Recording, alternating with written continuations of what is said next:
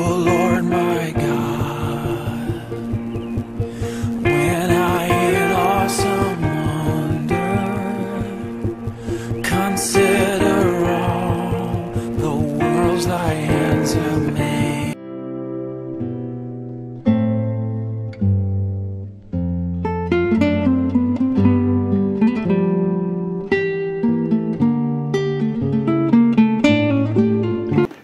കർത്താവിന്റെ നിസ്തുല്യമായ നാമം വാഴ്ത്തപ്പെടുമാറാകട്ടെ. ഒരിക്കൽ കൂടെ എബ്രായ ലേഖനം പഠിക്കുവാൻ ദൈവം ഒരുക്കിയ നല്ല സന്ദർഭത്തെ ഓർത്ത് ദൈവത്തെ സ്തുതിക്കുന്നു. കഴിഞ്ഞ ക്ലാസ്സുകളിൽ മുഖവരിയായി പല കാര്യങ്ങൾ നമുക്ക് ചിന്തിപ്പാൻ ദൈവം നമ്മെ സഹായിച്ചു. 13 അധ്യായങ്ങളുള്ള എബ്രായ ലേഖനം കർത്താവായ യേശു ക്രിസ്തുവിന്റെ ശ്രേഷ്ഠതയെ മുന്നി പറയുന്ന ഒരു ലേഖനമാണ്. പഴയ നിയമത്തിലെ ലേവ്യ പുസ്തകവുമായി ആഴമേറിയ ബന്ധമുള്ള ഒരു പുതിയ നിയമ ലേഖനമാണ് എബ്രായ ലേഖനം. ലേവ്യ പുസ്തകങ്ങളിൽ കാണുന്ന കർമാചാരങ്ങളുടെ യാഗങ്ങളുടെയും മറ്റും പൂർത്തീകരണമാണ് എബ്രായ ലേഖനത്തിൽ നമുക്ക് കാണുവാൻ തക്കവണ്ണം ഇടയായിത്തീരുന്നത്. കർത്താവായ യേശു ക്രിസ്തു അവൻ പ്രവാചകന്മാരെക്കാൾ ശ്രേഷ്ഠനാണ്. യേശു ക്രിസ്തു ദൂതന്മാരെക്കാൾ ശ്രേഷ്ഠനാണ്. യേശു ക്രിസ്തു മോശയേക്കാൾ ശ്രേഷ്ഠനാണ്. യേശു ക്രിസ്തു അഹരോനേക്കാൾ ശ്രേഷ്ഠനാണ്. യേശു ക്രിസ്തു യോശുവയേക്കാൾ ശ്രേഷ്ഠനാണ്. യേശു ക്രിസ്തു സകല പഴയ നിയമ പുരോഹിതന്മാരെക്കാളും ശ്രേഷ്ഠനാണ് എന്ന് നാം ചിന്തിപ്പാനിടയായിട്ടുണ്ട്. കൂടാതെ 2-ാം അധ്യായത്തിലേക്ക് നാം പ്രവേശിച്ചപ്പോൾ ഇത്ര വലിയ രക്ഷ കർത്താവ് നമുക്ക് നൽകിയ രക്ഷയുടെ ശ്രേഷ്ഠത എന്താണെന്നും രക്ഷയുടെ വ്യവസ്ഥ എന്താണെന്നും വിശ്വാസം എങ്ങനെ വെളിപ്പെടണം, രക്ഷയുടെ ഭദ്രത എന്താണെന്നും കഴിഞ്ഞ ക്ലാസ്സുകളിൽ ചിന്തിപ്പാനിടയായിട്ടുണ്ട്. ഇന്ന് നമുക്ക് എബ്രായ ലേഖനം 3-ാം അധ്യായം അതിന്റെ 16 മുതൽ 18 വരെയുള്ള ഭാഗങ്ങൾ വായിച്ച് ചില കാര്യങ്ങൾ ഓർപ്പിച്ചിട്ട് അടുത്ത ഭാഗത്തേക്ക് വേഗത്തിൽ പ്രവേശിപ്പാൻ കർത്താവിൽ ശരണപ്പെടുന്നു. മോശ മുഖാന്തരം പുറപ്പെട്ടു വന്നവർ എല്ലാവരുമല്ലോ 40 ആണ്ട് ആരോട് കുർത്തിച്ചു? പാപം ചെയ്തവരോടല്ലയോ? അവരുടെ ശവങ്ങൾ മരുഭൂമിയിൽ വീണുപോയി. എന്റെ സ്വസ്ഥതയിൽ പ്രവേശിക്കില്ല എന്ന് ആണയിട്ടത് അനുസരണം കെട്ടവരോടല്ലാതെ പിന്നെ ആരോടാകുന്നു? ഇങ്ങനെ അവിശ്വാസ നിമിത്തം അവർക്ക് പ്രവേശിപ്പാൻ കഴിഞ്ഞില്ല എന്ന് നാം കാണുന്നു. പഴയ നിയമ ദാതാക്കളെക്കാൾ പുതിയ നിയമ ദാതാവായ ക്രിസ്തു ശ്രേഷ്ഠനാണ് എന്ന് നാം ചിന്തിച്ചു കഴിഞ്ഞു. എന്നാൽ ഇവിടെ വായിച്ച വേദഭാഗത്ത് 3 കാര്യങ്ങൾ വളരെ വ്യക്തമായി കാണാൻ കഴിയും. എന്തുകൊണ്ടാണ് ഇസ്രായേൽ ജനം കനാൻ നാട്ടിൽ പ്രവേശിക്കുവാൻ കഴിയാതെ വന്നത്? അല്ലെങ്കിൽ മിസ്രയീമിൽ നിന്ന് ഇറങ്ങിത്തിരിച്ച ആദ്യത്തെ തലമുറകൾ യോശുവയും കാലേബും ഒഴിച്ച് ബാക്കിയുള്ളവരാരും കനാൻ നാട്ടിലെത്തുവാൻ കഴിഞ്ഞില്ല. എന്തുകൊണ്ട്? ആ കാരണമാണ് നമ്മൾ വായിച്ചത്. പാപം നിമിത്തം അവർ കനാൻ നാട്ടിൽ പ്രവേശിച്ചില്ല. ദൈവത്തെ കോപിപ്പിച്ചത് കൊണ്ട് അവർ കനാൻ നാട്ടിൽ പ്രവേശിച്ചില്ല. ദൈവത്തെ അനുസരിക്കായക കൊണ്ട് അവർ കനാൻ നാട്ടിൽ പ്രവേശിച്ചില്ല. മിസ്രയീമിൽ നിന്ന് കനാൻ നാട്ടിലേക്കുള്ള ദൂരം നാം പഠിച്ചാൽ ഏതാണ്ട് 200 മൈലാണ്. ചൊവ്വേ നേരെ യാത്ര ചെയ്താൽ ഏതാണ്ട് 11 ദിവസങ്ങൾ കൊണ്ട് ആ കാലത്ത് കനാൻ നാട്ടിൽ എത്തുവാൻ കഴിയാമായിരുന്നു. എന്നാൽ അവർ ദൈവത്തെ കോപിപ്പിച്ചത് കൊണ്ട്, ദൈവത്തോട് പാപം ചെയ്തത് കൊണ്ട്, ദൈവത്തെ അനുസരിക്കായക കൊണ്ട്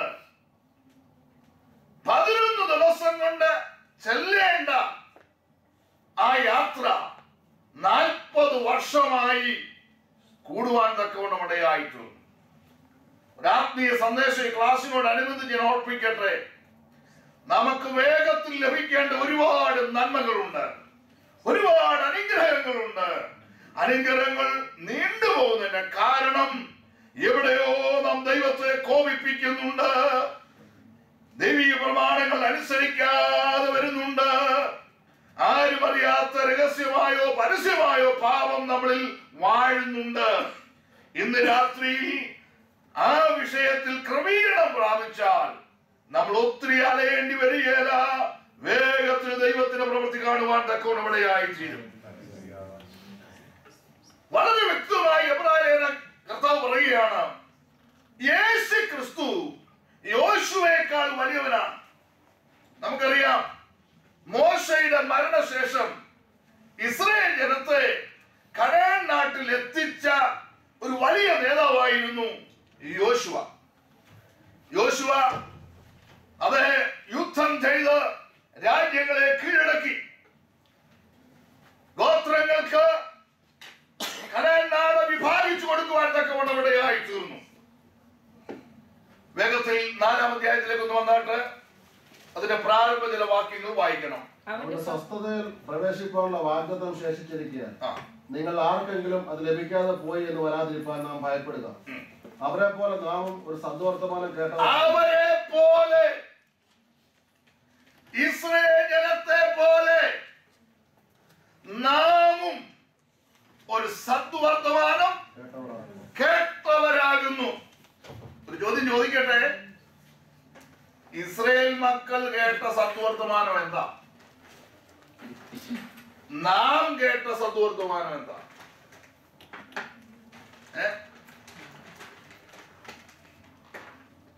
ഇസ്രായേൽ മക്കൾ 3 പ്രധാന സദ്വർത്തമാനങ്ങൾ കേട്ടു. ഒന്ന്, ഈജിപ്തിൽ നിന്ന് അഥവാ മിസ്രൈമിൽ നിന്ന് അവർക്കൊരു വിടുതലുണ്ട് എന്നുള്ള സദ്വർത്തമാനം അവർ കേട്ടു. 2, കനാൻ നാട്ടിലേക്കുള്ള പ്രവേശനത്തെ കുറിച്ചുള്ള സദ്വർത്തമാനം അവർ കേട്ടു. 3, കനാൻ നാട്ടിൽ അവർക്ക് ലഭിക്കാൻ പോകുന്ന സ്വസ്ഥതയെ കുറിച്ച് അവർ കേട്ടു. നോക്കണേ,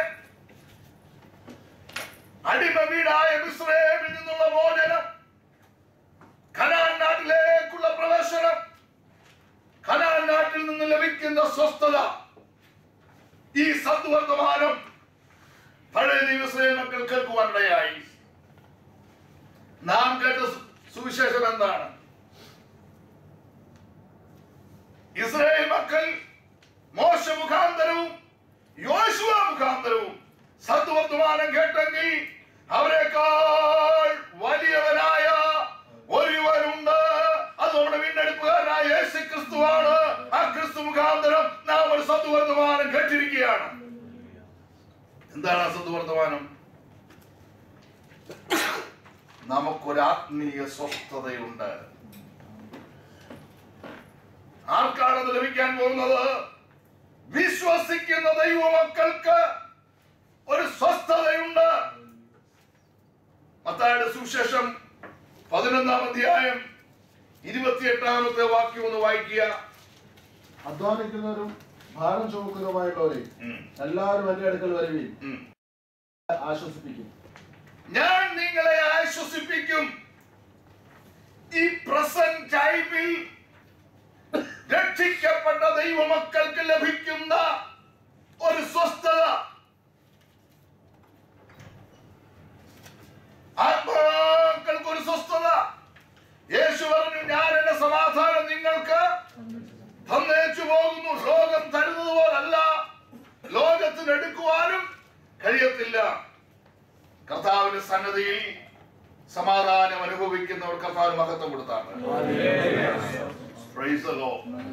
ദീർഘനാളുകൾക്ക് മുമ്പ്, നാം രക്ഷിക്കപ്പെടുന്നതിന് മുമ്പ് നമ്മുടെ മനസ്സൊത്തിരി അസ്വസ്ഥമായിരുന്നു. ഒരുപാട് പ്രതിസന്ധികൾ കൂടെ കടന്നുപോയി. കൃപയാൽ ആത്മീയ സ്വസ്ഥത ദൈവം തന്നു. അതോർത്ത് ഞാൻ ദൈവത്തിന് മഹത്വം അർപ്പിക്കുന്നു. രണ്ടാമത്, നിത്യതയിലെ സ്വസ്ഥത. ഇവിടെ നമുക്ക് സമാധാനം ലഭിക്കുന്നതോടൊപ്പം തന്നെ നിത്യതയിലും നമുക്ക് സമാധാനം ലഭിക്കും. ഈ സ്വസ്ഥതയെ കുറിച്ച് പഠിക്കുമ്പോൾ 3 വിധ സ്വസ്ഥതകൾ നാം അറിഞ്ഞിരിക്കണം. ഒന്ന്, യഹോവയായ ദൈവം 6 ദിവസം കൊണ്ട് സകലത്തെ സൃഷ്ടിച്ചു. 7-ാം ദിവസം അവ സ്വസ്ഥമായിരുന്നു. യഹോവയായ ദൈവത്തിന്റെ സ്വസ്ഥത. രണ്ടാമത്തെ സ്വസ്ഥതയാണ് മുമ്പ് നാം പഠിച്ചത്. ഇസ്രായേൽ മക്കൾക്ക് കനാൻ നാട്ടിൽ ലഭിച്ച സ്വസ്ഥത. പക്ഷെ ഒരർത്ഥത്തിൽ അവർക്ക് സമ്പൂർണമായൊരു സ്വസ്ഥത ലഭിച്ചില്ല. എന്നും യുദ്ധവും പ്രശ്നങ്ങളും ഒക്കെ ആയിരുന്നു. എന്നാൽ നമുക്കൊരു സ്വസ്ഥതയുണ്ട്. ആ സ്വസ്ഥത ഇവിടെയുമുണ്ട്, നിത്യതയിലുമുണ്ട്.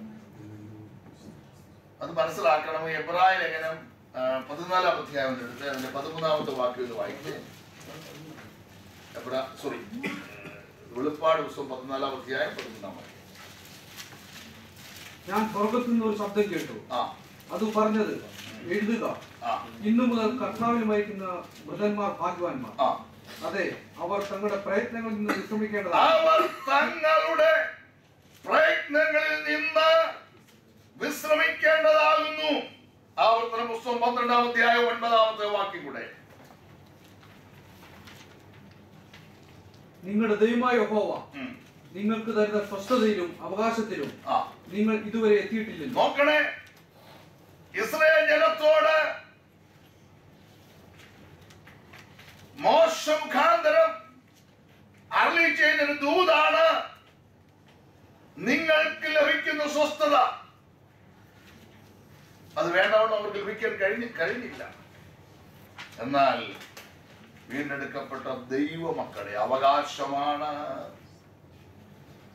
നിത്യമായി ലഭിക്കാൻ പോകുന്ന വിശ്രമം എന്നുള്ളത്. ആമേൻ. പഴയ നിയമ മഹാപുരോഹിതന്മാരെക്കാൾ യേശു ക്രിസ്തു ശ്രേഷ്ഠനാണ്. കുറച്ച് കാര്യങ്ങളൊക്കെ നമുക്ക് അറിയാവുന്നവരാണ്. എന്താണെന്നൊന്ന് ചിന്തിച്ചിട്ട് നമുക്ക് മുന്നോട്ട് വരാം. യേശു ക്രിസ്തു ഒരു പ്രവാചകനാണെന്ന് പറഞ്ഞാൽ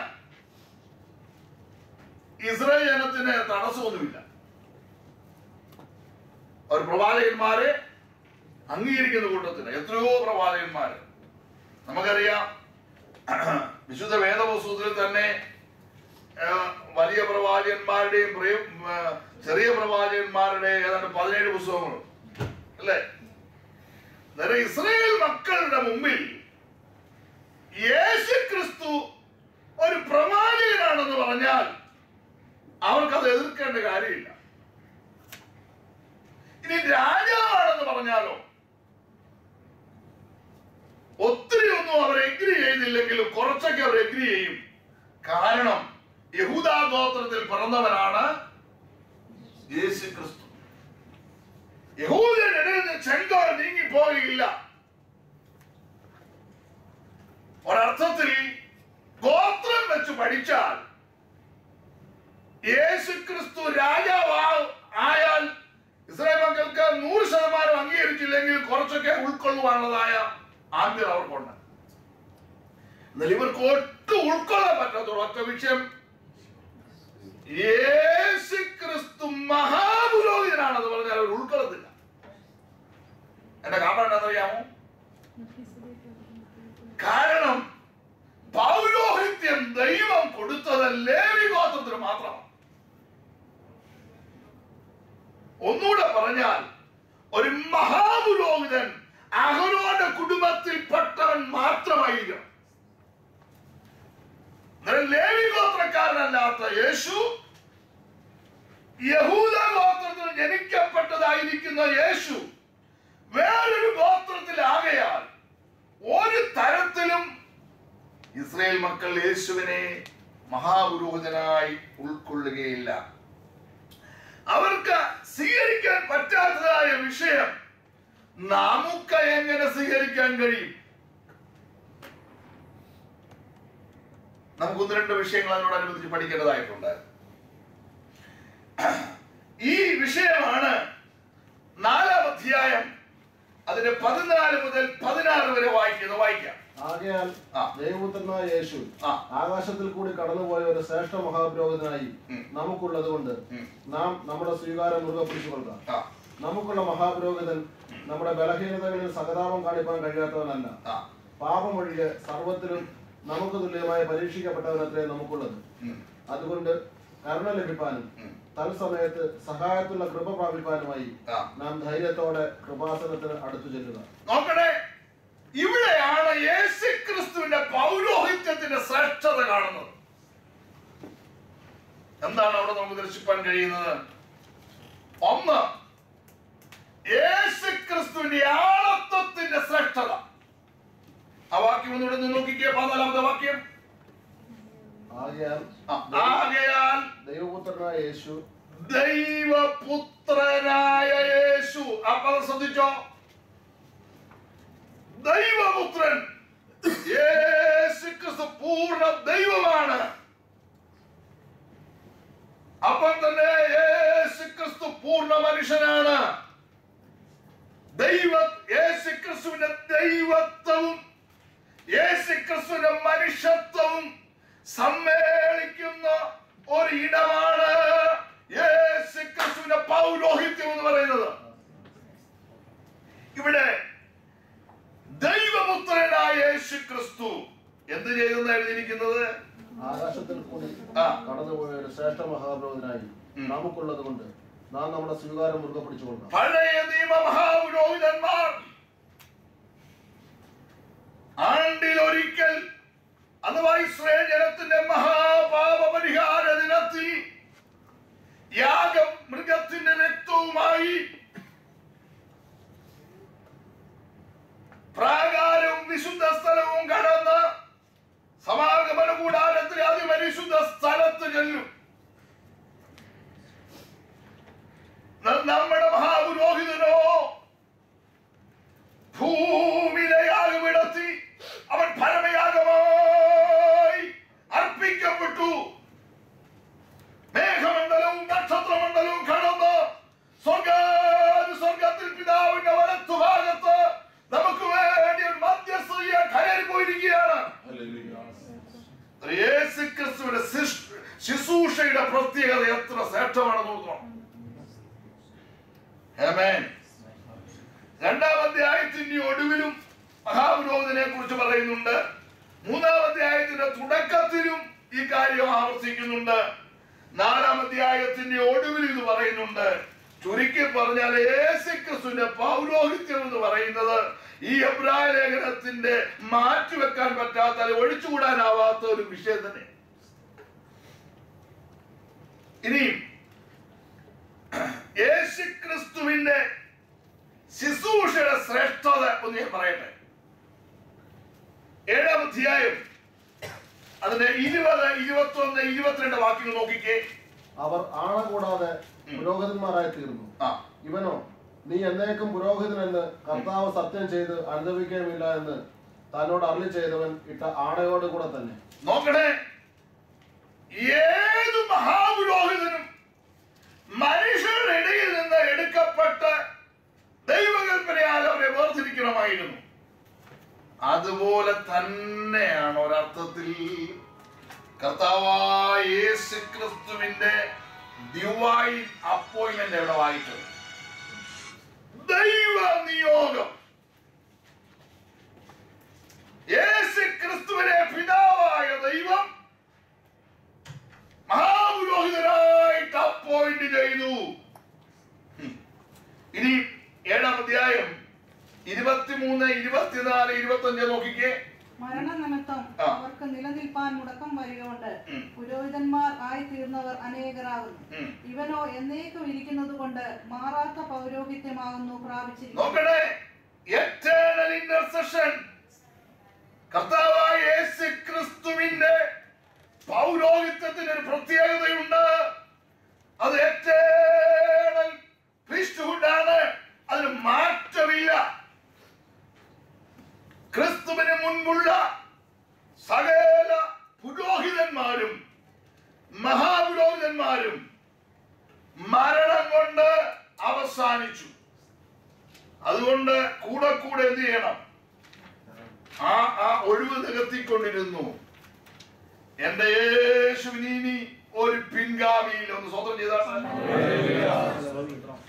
അനേക പിൻഗാമികളുടെ ചരിത്രം തിരുവചനം നമുക്ക് വ്യക്തമായി തരുമ്പോൾ മാറാത്ത പൗരോഹിത്യത്തിന്റെ ഉടമസ്ഥൻ യേശുക്രിസ്തു മാത്രമാണ്. എന്റെ യേശുവിന് മരണമില്ല. He is alive today. അവർ ഇന്നും ജീവിക്കുന്നു.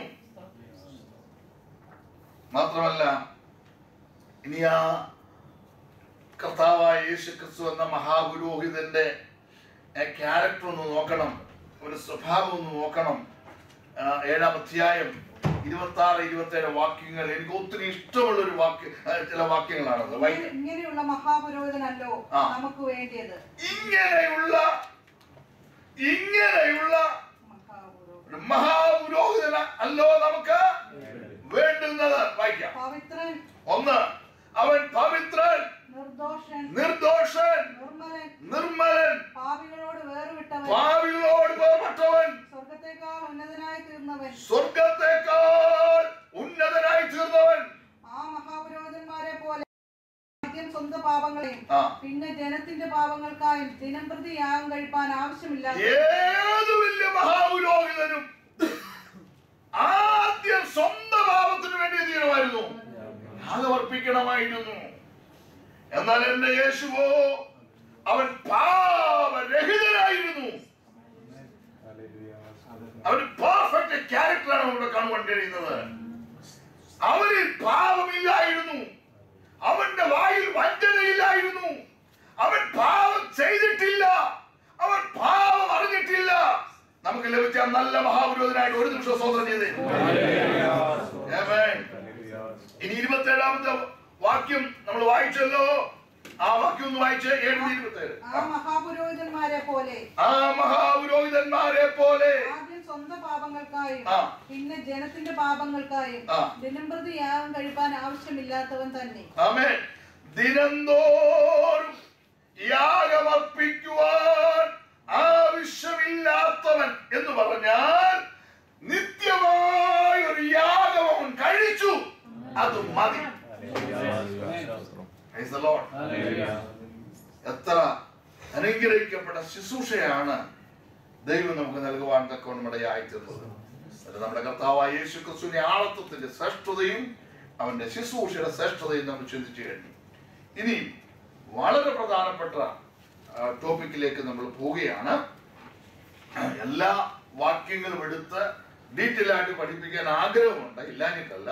പക്ഷെ സമയത്തിന്റെ പരിമിതി, നമ്മുടെ ടൈം ടേബിൾ അനുസരിച്ച് നമുക്ക് പലപ്പോഴും നടക്കുകയില്ല. അതുകൊണ്ട് വളരെ വേഗത്തിൽ പ്രധാനപ്പെട്ട കാര്യങ്ങൾ ഓർപ്പിച്ച് മുന്നോട്ട് വരികയാണ്. ഇനി പഠിക്കാനുള്ളത് ആത്മീയ മാന്യതയെ കുറിച്ചാണ്. ആത്മീയ മാന്യത 5-ാം അധ്യായം അതിന്റെ 11 മുതൽ 14 വരെയുള്ള വാക്യങ്ങൾ ഒരാൾ ശബ്ദമുയർത്തി വായിക്കണം. ഇതിനെക്കുറിച്ച് ഞങ്ങൾക്ക് വളരെ പറവാനുണ്ട്, എങ്കിലും നിങ്ങൾ കേൾപ്പാൻ മാന്ദ്യമുള്ളവരായി തീർന്നത് കൊണ്ട് തെളിയിച്ചു തരുവാൻ വിഷമം. കാലം നോക്കിയാൽ ഇപ്പോൾ ഉപദേഷ്ടാക്കന്മാരായിരിക്കേണ്ട നിങ്ങൾക്ക് ദൈവത്തിന്റെ അരുളപ്പാടുകളെ, ആദ്യ പാഠങ്ങളെ തന്നെ വീണ്ടും ഉപദേശിച്ചു തരുവാൻ ആവശ്യമായിരിക്കുന്നു. കട്ടിയായുള്ള ആഹാരമല്ല, പാലത്രേ നിങ്ങൾക്ക് ആവശ്യമെന്ന് വന്നിരിക്കുന്നു. പാൽ കുടിക്കുന്നവൻ എല്ലാം നീതിയുടെ വചനത്തിൽ പരിചയമില്ലാത്തവനത്രേ, അവൻ ശിശുവല്ലോ. കട്ടിയായുള്ള ആഹാരം നന്മതിന്മകളെ തിരിച്ചറിയുവാൻ തഴക്കത്താൽ അഭ്യസിച്ച ഇന്ദ്രിയങ്ങളുള്ളവരായി പ്രായം തികഞ്ഞവർക്കേ പറ്റുകയുള്ളൂ.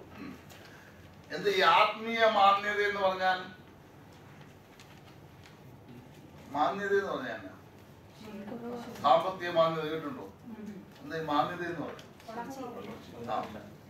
ഇമ്മച്യൂരിറ്റി അല്ലെ, അപക്വമായ. ആത്മീയ മാന്യത എന്ന് പറഞ്ഞാൽ ആത്മീയമായ മുരടിപ്പ് അല്ലെ. ഒരു ലെവല് കഴിഞ്ഞാൽ പിന്നെ വളരാൻ പറ്റാത്ത അവസ്ഥ. അങ്ങനെ ആരെങ്കിലും ഉണ്ടെന്നത്? ഒരു ലെവൽ കഴിഞ്ഞാൽ പിന്നെ എന്ത് ചെയ്യാൻ പറ്റില്ല, വളരാൻ പറ്റില്ല. ഒരു മനുഷ്യന്റെ വളർച്ചയുടെ 4 ഘട്ടങ്ങൾ ദൈവങ്ങൾ അറിഞ്ഞിരിക്കണം. ഏതൊക്കെയെന്ന് പറയാം? നഴ്സുമാർ ഉണ്ടോ? ഡോക്ടർമാർ?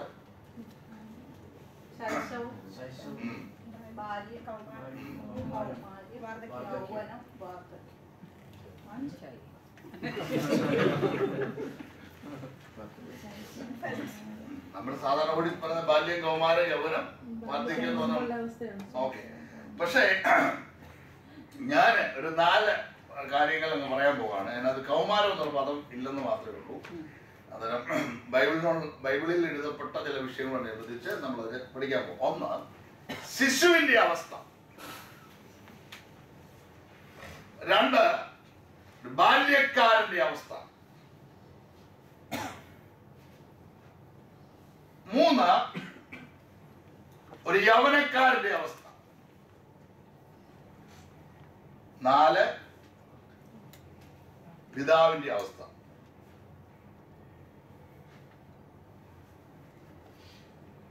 ശിശുവിന്റെ അവസ്ഥ, ബാല്യക്കാരന്റെ അവസ്ഥ, യൗവനക്കാരന്റെ അവസ്ഥ, പിതാവിന്റെ അവസ്ഥ.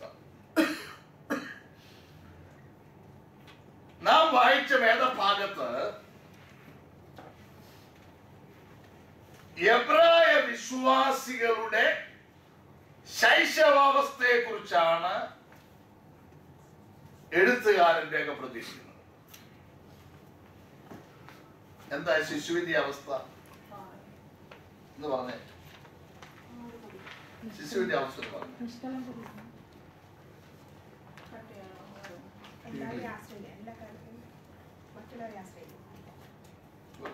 ഒന്ന് കൊരിന്ത്യർ 3-ാം അധ്യായം 1 മുതൽ 4 വരെ എന്ന് വായിച്ചേ. 1 Corinthians chapter 3 verses from 1 to 4. എന്നാൽ സഹോദരന്മാരെ, നിങ്ങളോട് എനിക്ക് ആത്മീകന്മാരോട് എന്ന പോലെയല്ല, ജഡികന്മാരോട് എന്ന പോലെ, ക്രിസ്തുവിൽ ശിശുക്കളായവരോട് എന്ന പോലെ അത്രേ സംസാരിപ്പാൻ കഴിഞ്ഞുള്ളൂ. ഭക്ഷണമല്ല, പാൽ അത്രേ ഞാൻ നിങ്ങൾക്ക് തന്നത്. ഭക്ഷിപ്പാൻ നിങ്ങൾക്ക് കഴിവില്ലായിരുന്നു, ഇപ്പോഴും കഴിവായിട്ടില്ല. ഇന്നും നിങ്ങൾ ജഡികന്മാരല്ലോ.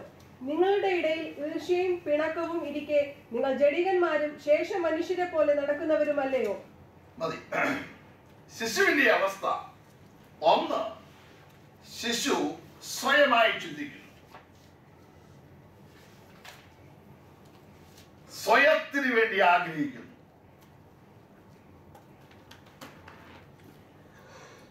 ഉദ്ദേശിച്ച കാര്യം കിട്ടിയില്ലെങ്കിൽ ഉടനെ എന്ത് ചെയ്യും? പറഞ്ഞേ. വേഗത്തിൽ വേദനപ്പെടാൻ കഴിയും.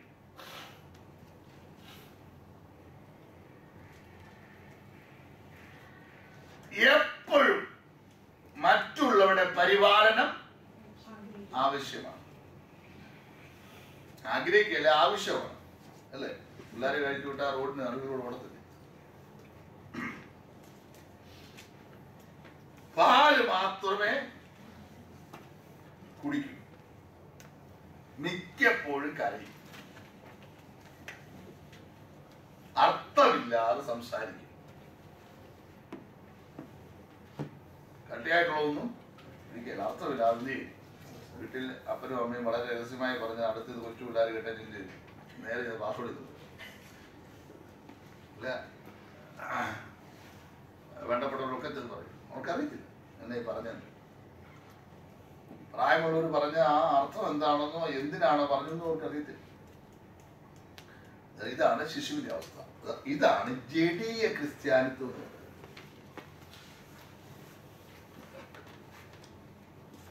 ജഡീയ ക്രിസ്ത്യാനിത്വം.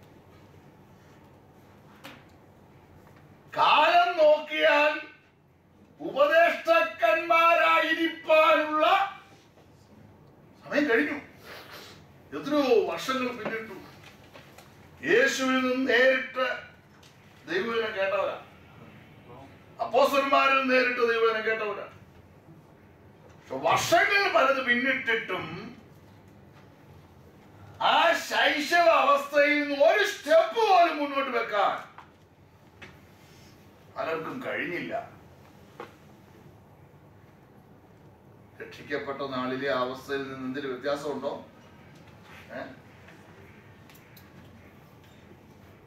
ഒരു പുതിയ സാക്ഷ്യമോ കുറച്ചുകൂടെ ആത്മാന ശക്തിയിൽ പ്രാർത്ഥിക്കാനോ? ചിലർക്ക് പ്രാർത്ഥിക്കാനോ വാക്കുകൾ പോലും കിട്ടാറില്ല. എന്താന്ന് പോലും അറിയാം. പ്രാർത്ഥന എന്താന്ന് പോലും അറിയത്തില്ല. അത് മാറണം. ആത്മീയ മുരടിപ്പ് മാറണം. രണ്ടാമത്തേത് ബാല്യം. 1 യോഹന്നാൻ 2-ാം അധ്യായം അതിന്റെ 12-ാമത്തെ വാക്യം വായിച്ചേ. ഫസ്റ്റ് ജോൺ കുഞ്ഞുങ്ങളെ നിങ്ങൾക്ക് അവന്റെ നാമം നിമിത്തം നിങ്ങൾക്ക് മതി. ബാല്യക്കാരന്റെ അവസ്ഥ. കുഞ്ഞുങ്ങൾ, ചില കുട്ടികൾ വളരും, പക്ഷേ ബാല്യകാലത്തിൽ തന്നെ വളർച്ച എന്ത് ചെയ്യും? മുരടിച്ചു. അത് മനസ്സിലാക്കാൻ വളരെ എളുപ്പമാണ്. ഈ അവസ്ഥയിൽ ചില പിള്ളേരെ കണ്ടിട്ടില്ലേ? കള്ളം പറയുന്നതിൽ ബഹുമെടുക്കുക. നമ്മൾ പറയും എന്താ പിള്ള മനസ്സിൽ ഈ ഇന്നത്തെ പിള്ളേർ നിങ്ങൾക്ക് അറിയാൻ പാടില്ല. ശുദ്ധ തട്ടിപ്പ് കാണിച്ചു. കാലം നമ്മുടെയൊക്കെ പഴയ കാലത്തൊക്കെയാണ് അതിനൊക്കെ പ്രസക്തി ഉണ്ടായിരുന്നു. ഇന്ന് കളവേ പറയും. കാരണം അത്ര അഡ്വാൻസ്ഡ് ആണ് അവിടെ കയ്യിലിരിക്കുന്ന സാധനങ്ങളല്ല. അതുകൊണ്ടാണ് ഈ അവസ്ഥ. കളവ് പറയാനും മോഷ്ടിപ്പാനും അസൂയപ്പെടാനും ക്രൂരമായിരിക്കാനും ഒക്കെ ഇടയാണ്. ഇനി ഒന്ന് ശാസിച്ചു നോക്കിക്കേ, ഇഷ്ടപ്പെടുവോ? ഇഷ്ടപ്പെടുക. എതിർപ്പ് പ്രകടിപ്പിക്കും, നുണ പറഞ്ഞു നടക്കും, സകലതിനോട് പ്രതികരിക്കും. അവർക്കറിയാത്ത ഒരു കാര്യമില്ല. ഉന്നത ഭാവം നടിക്കും. പിന്നെ അവർ ഇഷ്ടപ്പെടുന്ന ഒറ്റ കാര്യമുള്ളൂ, പുകഴ്ച മാത്രം. അതുകൊണ്ട് ഇപ്പൊ അപ്പനും അമ്മയും എന്ത് ചെയ്തു? അങ്ങനെ ബൂസ്റ്റ് ചെയ്തോണ്ടിരിക്കുക. ഞാനും പറഞ്ഞൊരു കേസ് പിടിക്കുക. അതിനെതിരെ ഒന്ന് പറഞ്ഞു നോക്കിയേ, താനി സ്വഭാവം അറിയും.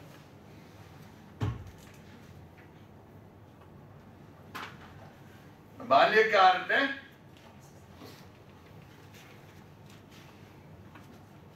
അടുത്ത് തന്നെ യവനക്കാരെന്ന് കരവർത്തിക്ക്.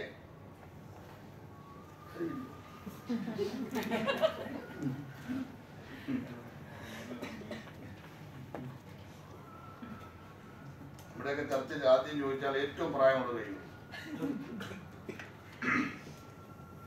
1 യോഹന്നാൻ 2:13 വായിച്ചേ. പിതാക്കന്മാരെ, ആദ്യം മുതലുള്ളവനെ നിങ്ങൾ അറിഞ്ഞിരിക്കാൻ നിങ്ങൾക്ക് എഴുതുന്നു. ബാല്യക്കാരെ, നിങ്ങൾ ദുഷ്ടനെ അവരെ കുറിച്ചൊരു പ്രശംസയാണ് യോഹന്നാൻ അപ്പോസ്തലൻ പറയുന്നത്. നിങ്ങൾ ദുഷ്ടനെ ജയിച്ചിരിക്കാൻ നിങ്ങൾക്ക് എഴുതുന്നു. ആമേൻ. ഇത്രമാത്രം വളരുവാൻ എല്ലാവർക്കും കഴിഞ്ഞെന്ന് വരികയില്ല. ചിലരുടെ വളർച്ച മുമ്പേ പറഞ്ഞ പോലെ ശിശുത്വം കൊണ്ടങ്ങ് അവസാനിക്കും. പിന്നെ 90 വയസ്സായാലും പാല് മാത്രമേ കുടിക്കൂ. എല്ലാവരുടെയും പരിപാലനം വേണം, അല്ലേ? എന്ത് അപകടമാണെന്നറിയോ? പാസ്റ്റർ എന്റെ വീട്ടിൽ മാത്രം വന്നില്ല, എല്ലായിടത്തും പോയി. ഇതെല്ലാം കുറ്റക്കണം. തുടർന്നതിന് പഠിക്കുന്ന മുഴുവൻ എന്താ? അങ്ങ് പരാതിയും പരിഭവവും ഒക്കെയാ. കാരണം എന്താണെന്നറിയാമോ? പറ. വളർച്ചയില്ല.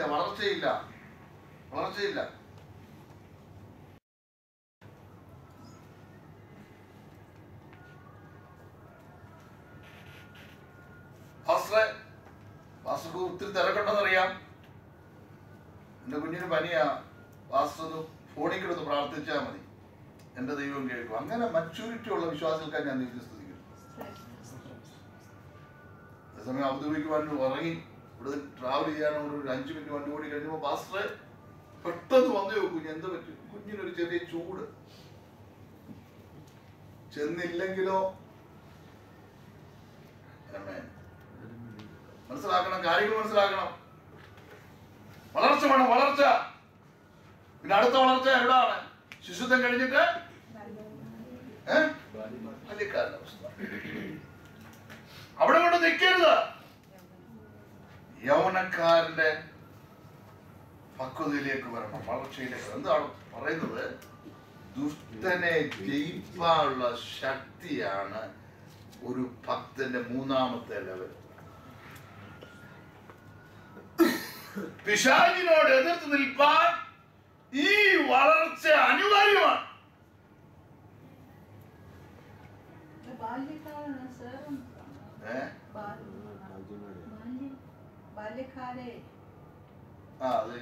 ഞാൻ ഇംഗ്ലീഷ് ബൈബിൾ വായിച്ചു, മലയാളം ബൈബിൾ പക്ഷേ അതിന്റെ കറക്റ്റായിട്ട് യൗവനം തുടങ്ങണം.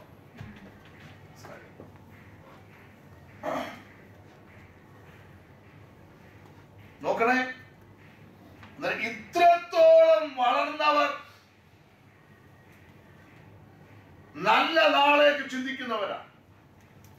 അവർ നല്ല ദർശനം കാണുന്നവരാ. അവരുടെ ജീവിതത്തിൽ ഒരു ലക്ഷ്യമുണ്ട്. അത് നേടിയെടുക്കുവാൻ തക്കതായ പോരാട്ടം അവർ നടത്തുവാൻ തക്കവണ്ണമിടയായിത്തീരും. യൗവനത്തിലെ ആ ഉശിര് നമ്മുടെ ജഡത്തിൽ മാത്രം അതുപോലെ ആത്മീയത്തിൽ വെളിപ്പെടണം, അല്ലേ? ശിശുവിന്റെ അവസ്ഥ ഉപേക്ഷിച്ചാൽ മാത്രമേ ഇതിലേക്ക് കടന്നു വരാൻ പറ്റൂ. മനസ്സിലായോ? ഇന്ന് തീരുമാനം എടുക്കണം.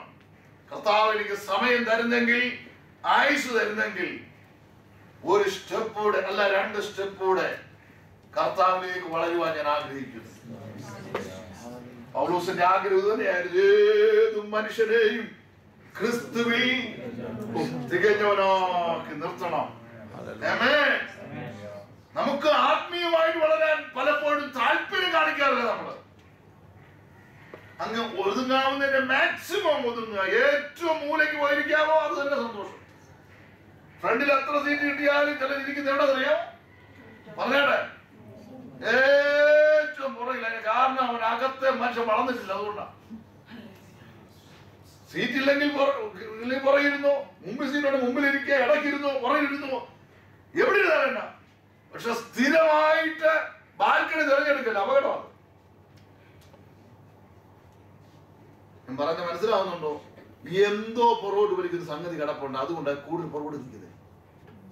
നമ്മൾ ചിന്തിച്ചു നോക്കണം. അതിനകത്ത് ആത്മീയമായി വളരാൻ ആഗ്രഹിക്കുന്നവർ മുന്നോട്ട് മുന്നോട്ട് മുന്നോട്ട് വരുവാനായിട്ട്.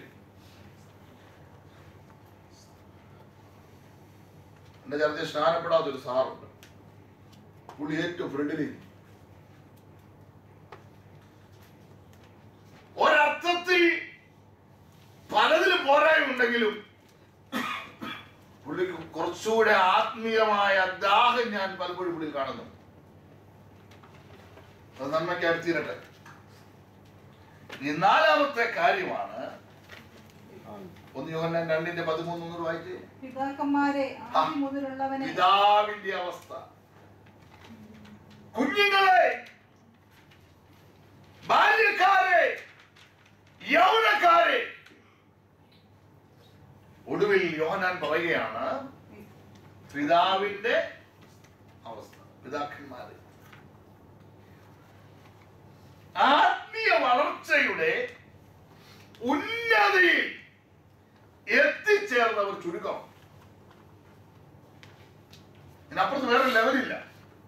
This is the last stage. ഇവർക്ക് മാത്രമേ ഒരർത്ഥത്തിൽ ദൈവ സമാധാനം എന്നാണ് മനസ്സിലാക്കാൻ കഴിയൂ.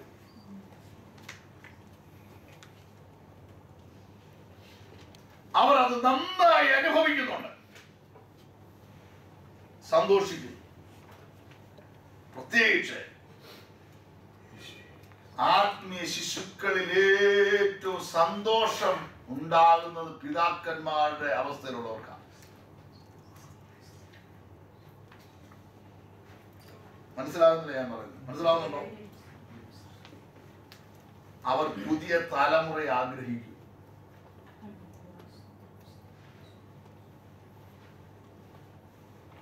ഇന്ന് പല ഇടങ്ങളിൽ ആത്മീയ മണ്ഡലങ്ങളിൽ പരാജയം എന്ന് പറഞ്ഞാൽ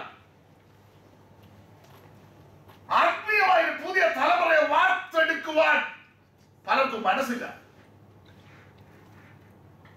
നീ അത്രയും മതി, നീ അത്രയും പാടിയാൽ മതി, നീ അത്രയും പ്രാർത്ഥിച്ചാൽ മതി, അത്രയും പ്രബോധനം പറഞ്ഞാൽ അത് മതി, അപ്പുറത്തോട്ട് പോകാൻ പാടില്ല. ലഭിക്കപ്പെട്ടിരിക്കുന്ന ലീഡർഷിപ്പ് മറവി വന്നാലും പാരലൈസ് ആയിട്ട് കിടന്നാലും ആ പൊസിഷൻ വിട്ടുകൊടുക്കുക. പുതിയ തലമുറയെ വാർത്തെടുക്കുവാൻ മനസ്സില്ല. കാരണം എന്താ പറയുക, പിതാക്കന്മാരുടെ സ്റ്റേജ് വന്നിട്ടില്ല, വയസ്സുണ്ട്, പക്ഷെ എന്തില്ല, ആത്മീയ മച്യൂരിറ്റി ഇല്ല.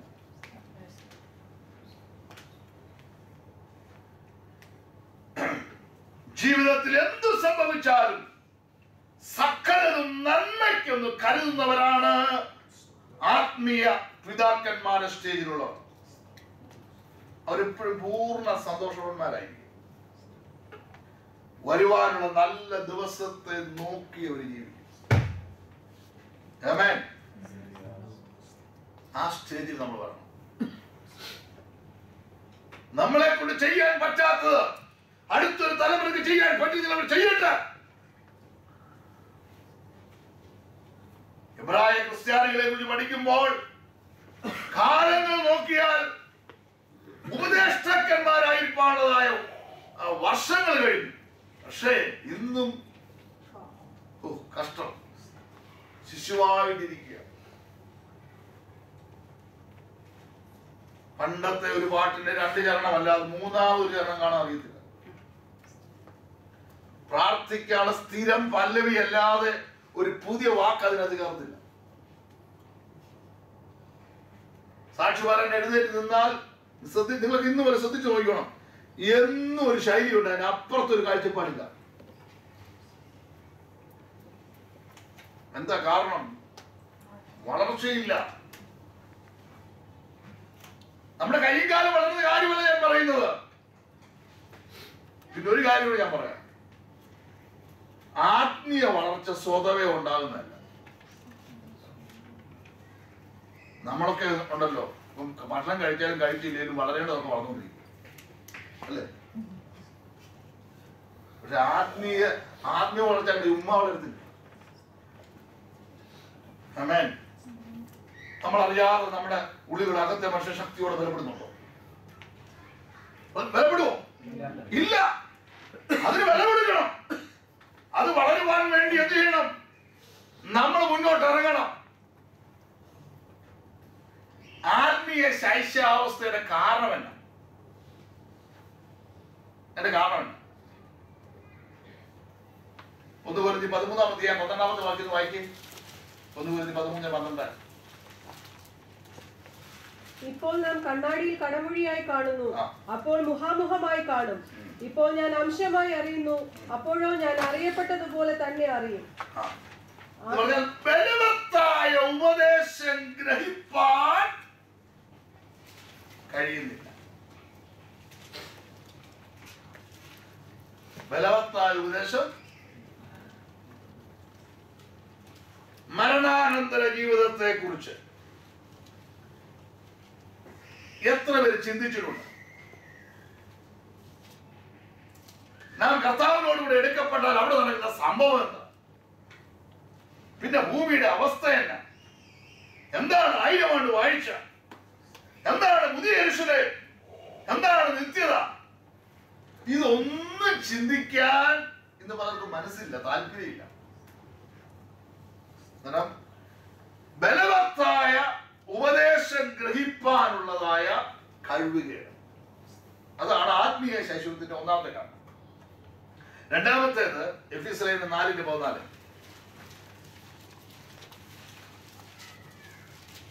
അങ്ങനെ നാം ഇനി മനുഷ്യരുടെ ചതിയാലും ഉപായത്താലും തെറ്റിച്ചു കളയുന്ന തന്ത്രങ്ങളിൽ കുടുങ്ങി പോവാൻ തക്കവണ്ണം ഉപദേശത്തിന്റെ ഓരോ കാറ്റിനാൽ അലഞ്ഞുഴലുന്ന ശിശുക്കളായിരിക്കാതെ. ഉപദേശത്തിന്റെ കുറവ്, ഡോക്ട്രിൻസ് അറിയത്തില്ല. ബൈബിൾ ഡോക്ട്രിൻസ് അറിയത്തില്ല.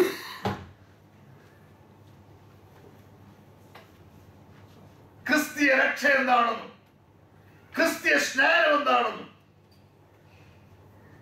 കർത്താവിന്റെ വരവ് എന്താണെന്നും വിശുദ്ധന്മാരുടെ പുനരുദ്ധാനം എന്താണെന്നും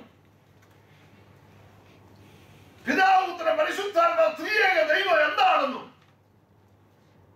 ഒന്നും അറിയില്ല. ഉപദേശത്തിന്റെ കുറവാണ്. അതുകൊണ്ട് ഒരാൾ നാളെ എന്ന് പറയും പരിശുദ്ധാത്മാവ് കാറ്റ. ശരിയാ കേട്ടോ, ഒരു കാറ്റ് പോലെ അടിക്കുന്നത് ഞാനും അനുഭവിച്ചു. വേറെ പറയും യേശുവിന്റെ നാമം മാത്രമേ ഉള്ളൂ, പിതാവുമില്ല, പരിശുദ്ധാത്മാവില്ല. ശരിയാ? അപ്പോസ്തലപ്രവൃത്തികൾ വായിക്കുമ്പോൾ യേശുവിന്റെ നാമം തന്നെ എഴുതിയിരുന്നു. അതിന് എന്ത് ആര് പറഞ്ഞാലും വ്യക്തതയില്ലെങ്കിൽ അങ്ങോട്ടൊക്കെ കൂടുക. ഇതിൽ ഈ സ്പ്ലിറ്റ് ഉണ്ടാകുന്നതിന് ഒന്നാമത്തെ കാരണം എന്താ പറയാ? വചനത്തെ ഉറപ്പില്ലാത്തതുകൊണ്ട് അല്ലേ? വചനത്തിൽ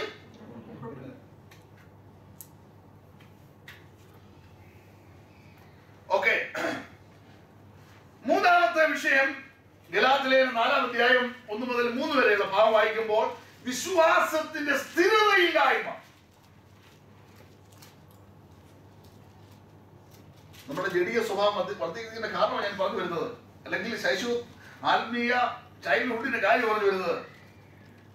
എന്താണ്? വിശ്വാസത്തിൽ സ്ഥിരതയില്ലായ്മ. പിന്നെ ചിലരെ സംബന്ധിച്ചുകൊണ്ട് അങ്ങനെ തന്നെ ഇരിക്കാൻ ആഗ്രഹിക്കുക, ശൈശവാവസ്ഥയിൽ തന്നെ ഇരിക്കാൻ ആഗ്രഹിക്കുന്ന ഒരുപാട് ആളുകൾ. അങ്ങനെയുള്ളവരൊന്നും ചെയ്യാൻ പറ്റില്ല. അവർക്കത് മതി. കട്ടിയായ ആഹാരം അവർ കഴിക്കത്തില്ല. അതിനുവേണ്ടി എന്ത് ചെയ്യുന്നില്ല? ശരീരം അതിനോട് ഒരുക്കപ്പെടുന്നില്ല. ഈർഷ്യ, പിണക്കം, വഷളത്വം, ശേഷം മനുഷ്യരെ പോലെ നടക്കാനുള്ള താല്പര്യം, ഇതൊക്കെ ആത്മീയ ശൈശവത്തിന് കാരണമാകും. പിന്നെ ചിലരുണ്ട് വലയുക. കാരണം ഉപദേശത്തിന്റെ കാറ്റിനാൽ ഏതാ ശരി? എക്സ് പറയുന്നതാണോ ശരി? വൈ പറയുന്നതാണോ? ഇസഡ് പറയുന്നതാണോ ശരി? എന്ത് ചെയ്യുക? വലയുക. അവർക്കറിയുക. അറിയാവുന്നത് സമ്മതിക്കുന്നില്ല, അറിയാവുന്നത് യോജിക്കുകയില്ല, കിടന്ന് വലഞ്ഞോണ്ടിരിക്കും. എങ്ങനെ വളർച്ച ഉണ്ടാകും? ആത്മീയ വളർച്ച എങ്ങനെ ഉണ്ട്? ആത്മീയ വളർച്ച ആഗ്രഹിക്കുന്നത് എത്ര വേണം? പ്ലീസ് ഞാൻ ഈ പറയുന്ന കാര്യങ്ങൾ നിങ്ങൾ അനുസരിച്ചാൽ നിങ്ങൾക്ക് വളർച്ച ഉണ്ടാകുക. ഒന്ന്, ശിശുവിന്റെ അവസ്ഥ ഉപേക്ഷിക്കാൻ മനസ്സ് വന്നാൽ വളർച്ച ഉണ്ടാകുക. വിശുദ്ധിയിൽ വളരുവാൻ മനസ്സ് വെച്ചാൽ വളർച്ച ഉണ്ടാകാൻ പോവാം.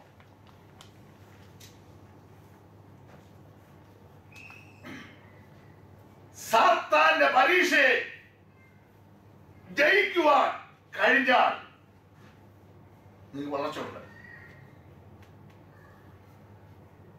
ദൈവത്തോട് അടുത്ത് എന്നാൽ നിങ്ങൾ ആത്മീയമായി വളർച്ച പ്രാപിപ്പാൻ ഇടയായിരിക്കും.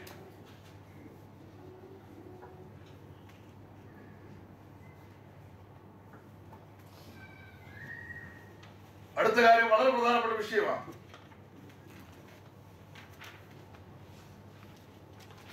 ദൈവത്തെയും ദൈവദാസന്മാരെയും ദൈവാലയത്തെയും ദൈവമക്കളെയും ദൈവവചനത്തെയും വിട്ടുമാറാതിരിക്കുന്നതിനാൽ നമുക്ക് ആത്മീയ വളർച്ച ഉണ്ടാകും. അപ്പോസ്തലപ്രവൃത്തി 2-ാം അധ്യായം 42 വാക്യം വായിക്കുമ്പോൾ അപ്പോസ്തലന്മാർ ഉപദേശം കേട്ടും കൂട്ടായ്മ ആചരിച്ചും അപ്പം നുറുക്കിയും പ്രാർത്ഥന കഴിച്ചും പോന്നു. ലൂക്കോസിന്റെ സുവിശേഷം 2-ാം അധ്യായം 36-37 വാക്യം വായിക്കുമ്പോൾ അവിടെ ആശേർ ഗോത്രത്തിൽ ഫനുവേലിന്റെ മകളെ ഹന്ന എന്നൊരു പ്രവാചക ഉണ്ടായിരുന്നു. അവൾ കന്യാകാലത്തിൽ പിന്നെ ഭർത്താവിനോട് കൂടെ 7 സംവത്സരം കഴിച്ചു. 84 സംവത്സരം വിധവയും വളരെ വയസ്സ് ചെന്നവളുമായി ദേവാലയം വിട്ടുപിരിയാതെ ഉപവാസത്തോടും പ്രാർത്ഥനയോടും കൂടെ. ആത്മീയ വളർച്ച എന്ന് പറയുന്നത് നിങ്ങൾ ദൈവത്തെ വിട്ട് അകന്നു പോകല്ലേ. നിങ്ങളെ നടത്തുന്ന ദൈവദാസന്മാരുമായിട്ട് നിരന്തരമായ ഒരു സമ്പർക്കം നിങ്ങളുടെ ജീവിതത്തിൽ ഉണ്ടായിരിക്കണം. ദൈവാലയത്തിൽ അല്ലെങ്കിൽ ദൈവസഭയുടെ ആത്മീയ ഭൗതിക കാര്യങ്ങളിൽ നിങ്ങൾ ശുഷ്കാന്തിയുള്ളവരായിരിക്കണം. ദൈവമക്കളിൽ നിങ്ങളുടെ കൂട്ടുവിശ്വാസികൾ, നിങ്ങളുടെ സഹോദരന്മാർ, അവരോട് നിങ്ങൾക്ക് ഒരു ഉത്തരവാദിത്വം ഉണ്ടായിരിക്കണം. ദൈവവചനത്തെ നിങ്ങൾ വിട്ടുമാറരുത്. ഈ കാര്യങ്ങളൊക്കെ ചെയ്യുവാൻ മനസ്സ് വന്നാൽ നമ്മൾ ഒരിക്കലും പുറകോട്ട് പോവുകയില്ല, വളർച്ച ഉണ്ടാകുന്നതിനിടയായി. ആത്മീയ വളർച്ചയ്ക്ക് ഇതിന് ആവശ്യങ്ങളുണ്ട്. ക്രിസ്തുവിന് നല്ല ഫലം കൊടുക്കണമെങ്കിൽ വളർച്ച ആവശ്യമാണ്, അല്ലേ? നാം നമ്മുടെ പുരേണത്തിൽ കുറെ വാഴ വെച്ചു, അതിൽ നിന്ന് മാന്യമായ കൊല ലഭിക്കും, നല്ല ഫലം കിട്ടുമെന്ന പ്രതീക്ഷയില്ല. പക്ഷേ ആ ഫലം കിട്ടാതെ വന്നാൽ കർഷകന് എന്ത് വിഷമം. കർത്താവ് നമ്മളെ തെരഞ്ഞെടുത്തത് നമ്മൾ പോയി ഫലം കായ്പാനും നമ്മുടെ ഫലം നിലനിൽക്കാനുമാണ്. ദൈവസ്നേഹത്തിൽ നടക്കണമെങ്കിൽ ആത്മീയ വളർച്ച ആവശ്യമാണ്. എത്ര ദോഷം ചെയ്തവരെ സ്നേഹിക്കാനുള്ള ഒരു ഹൃദയം വരുന്നത് എങ്ങനെ അറിയാം? ആത്മീയ വളർച്ചയുടെ ലക്ഷണമാണ്.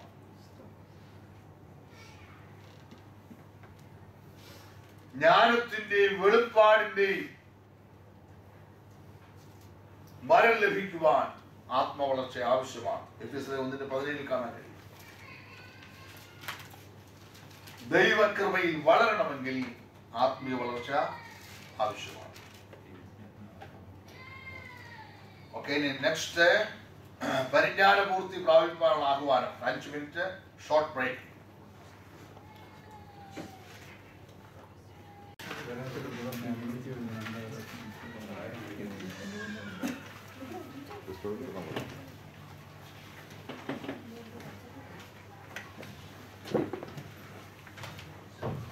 എബ്രായ ലേഖനം 6-ാം അധ്യായത്തിലേക്ക് പ്രവേശിക്കുമ്പോൾ പരിജ്ഞാനപൂർത്തി പ്രാപിക്കാനുള്ള ആഹ്വാനത്തെ കുറിച്ച് നമുക്ക് കാണുവാൻ കഴിയും.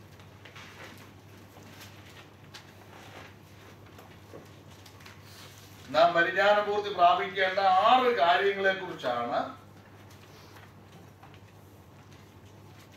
6-ാം അധ്യായത്തിൽ നമുക്ക് കാണാൻ കഴിയും.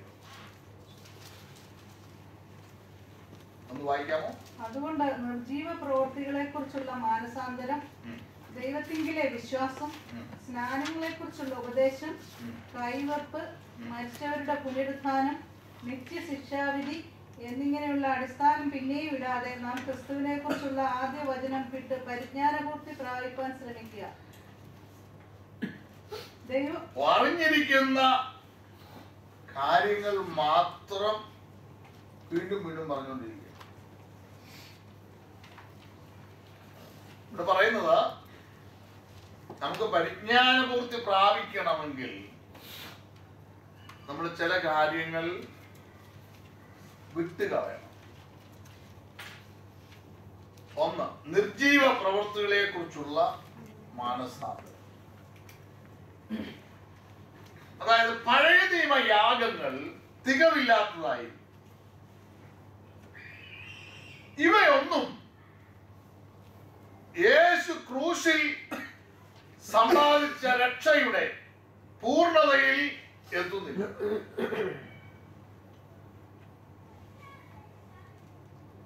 മാനസാന്തരത്തിന് യോഗ്യമല്ലാത്ത എല്ലാ പ്രവൃത്തികളും നാം ഉപേക്ഷിക്കണം.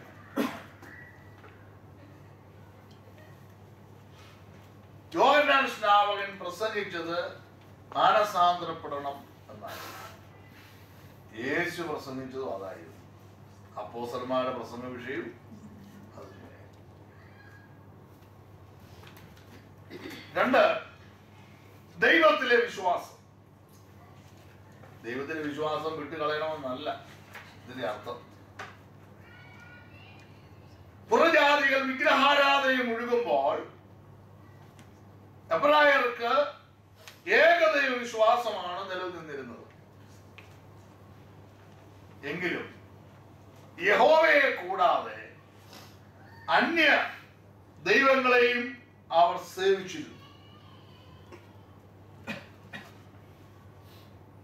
ദൈവത്തിന്റെ പ്രവാചകന്മാർ അന്യദൈവ വിശ്വാസത്തിനെതിരെ ശക്തമായി മുന്നറിയിപ്പ് കൊടുത്തു.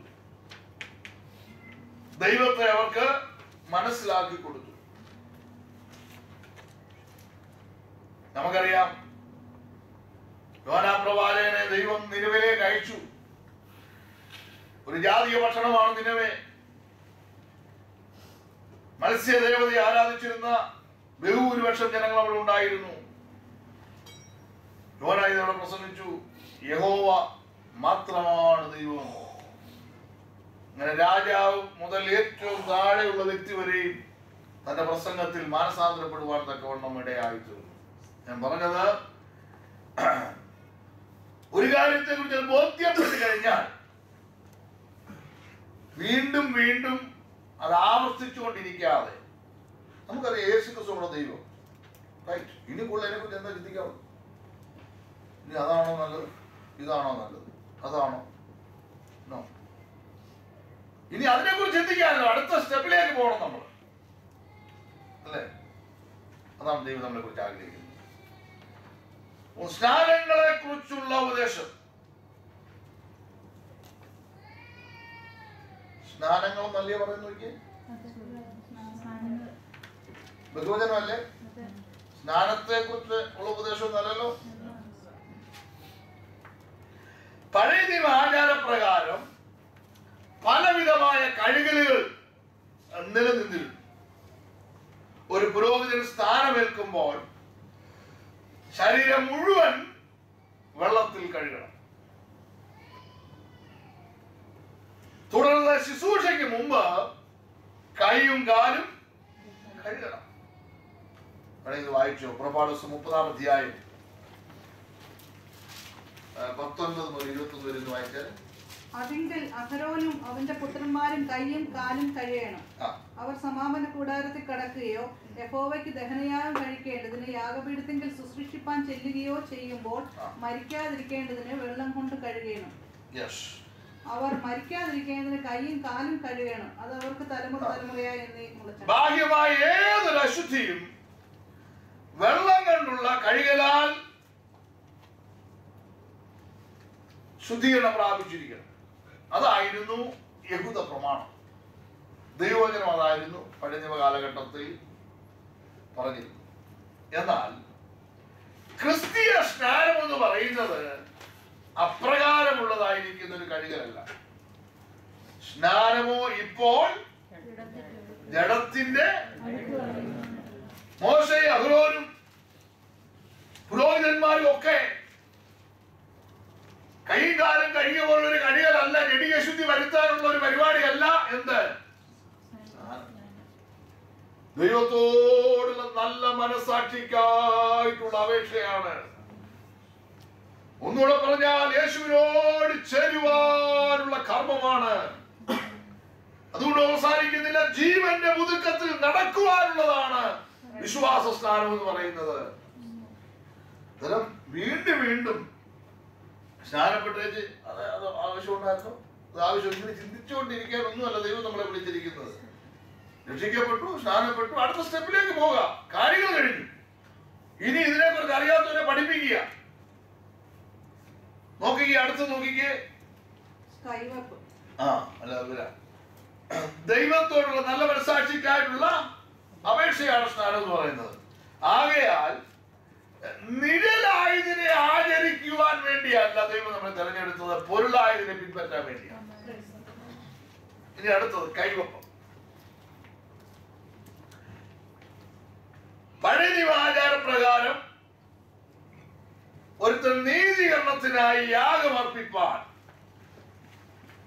യാഗമൃഗവുമായി സമാഗമന കൂടാരത്തിന്റെ മുമ്പിൽ വരുമ്പോൾ യാഗമൃഗത്തിന്റെ തലയിൽ കൈവച്ച് പാപം അതിന്മേൽ ചുമത്തണം. സാധാരണക്കാരനും പ്രമാണിയും പുരോഹിതനും അത് ചെയ്യണം.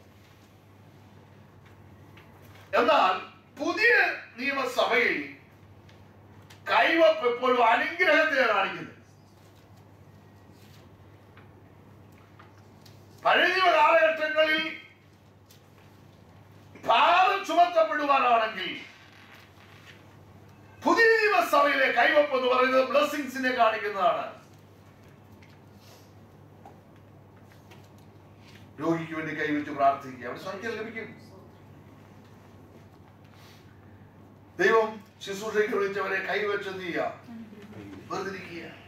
കൃപാവരങ്ങളും ആവിപ്പാൻ കൈവച്ച് പ്രാർത്ഥിക്കുക അല്ലേ? ആദിമ സഭയിൽ പരിശുദ്ധാത്മാവിനെ പ്രാപിക്കുന്നതിനും കൃപാദാനം പ്രാപിക്കുന്നതിനും ഒക്കെ തലയിൽ കൈവച്ച് ദൈവദാസന്മാർ പ്രാർത്ഥിച്ചിരുന്നു. 2-3 വാക്യങ്ങൾ പെട്ടെന്ന് വായിച്ചു. അപ്പോസ്തലപ്രവൃത്തി 6:6, വേറെ 8:7. അപ്പോസ്തലന്മാരുടെ മുമ്പാകെ നിർത്തി അവർ പ്രാർത്ഥിച്ച് അവരുടെ മേൽ കൈവച്ചു. 8:7. ശുദ്ധാത്മാക്കൾ ബാധിച്ച പലരിൽ നിന്നും അവ ഉറക്കെ നിലവിളിച്ചുകൊണ്ട് പുറപ്പെട്ടു. 19:6. പൗലോസ് അവരുടെ മേൽ കൈവച്ചപ്പോൾ പരിശുദ്ധാത്മാവ് അവരുടെ മേൽ വന്ന് അവർ അന്യഭാഷകളിൽ സംസാരിക്കുകയും പ്രവചിക്കുകയും ചെയ്തു. ഈ വാക്യങ്ങളൊക്കെ നമ്മൾ പഠിക്കുമ്പോൾ കൈവച്ച് പ്രാർത്ഥിക്കുന്ന ദൈവദാസനും കൈവപ്പ് ഏക്കുന്ന ദൈവമക്കളും ഒന്ന് ഐക്യമത്യപ്പെടുന്നതായിട്ട് നമുക്ക് കാണാൻ കഴിയും അല്ലേ? തുടർന്ന് അവിടെ വിടുതൽ നടക്കുന്നു. നമുക്കറിയാം ആദിമ സഭയിൽ, പ്രത്യേകിച്ച് അന്ത്യോക്യ സഭയിൽ അനുഗ്രഹിക്കപ്പെട്ട ഉപവാസ പ്രാർത്ഥന നടക്കുക, നല്ല ആരാധന നടക്കുക. പരിശുദ്ധാത്മാവ് പറഞ്ഞു, ഞാൻ പിടിച്ചിരിക്കുന്ന വേലയ്ക്കായിട്ട് ശൗലിനെയും ബർന്നബാസിനെയും വേർതിരിക്കണമെന്ന് പറഞ്ഞു. അവർ അവരുടെ മേൽ കൈവച്ച് അവരെ ശുശ്രൂഷയ്ക്കായി വേർതിരിപ്പാൻ തക്കമുള്ളയായി തീർന്നു. ഇതൊരു ഉപദേശമായിട്ട് കാണുന്നില്ല, പക്ഷെ നമുക്ക് അത് എന്ത് ചെയ്യാം? ആത്മീയ ജ്ഞാനത്തോടെ ദൈവകൃപയോടെ ചെയ്യുവാൻ കഴിയുന്ന ഒരു ശുശ്രൂഷയാണ്. അടുത്തത് മരിച്ചവരുടെ പുനരുത്ഥാനം. യഹൂദന്മാരുടെ കൂട്ടത്തിൽ സദൂക്യർ എന്ന് പറയുന്ന ഒരു വിഭാഗമുണ്ട്. കേട്ടിട്ടുണ്ടോ? സദൂക്യരെ, പരീശന്മാര് അല്ലെ? ഈ സദൂക്യരെ പുനരുത്ഥാനത്തിൽ വിശ്വസിച്ചിരുന്നില്ല. എബ്രായരെ കുറിച്ച് പഠിക്കുകയാണെങ്കിൽ അവർ മരണത്തെ നന്നായി ഭയപ്പെട്ടിരുന്നവരാണ്. സങ്കീർത്തനങ്ങൾ 13:3 വായിച്ചേ. എന്റെ ദൈവമായ യഹോവേ, കടാക്ഷിക്കണമേ, എനിക്ക് ഉത്തരം അരുളണമേ. ഞാൻ മരണനിദ്ര പ്രാപിക്കാതിരിപ്പാൻ 88-ാം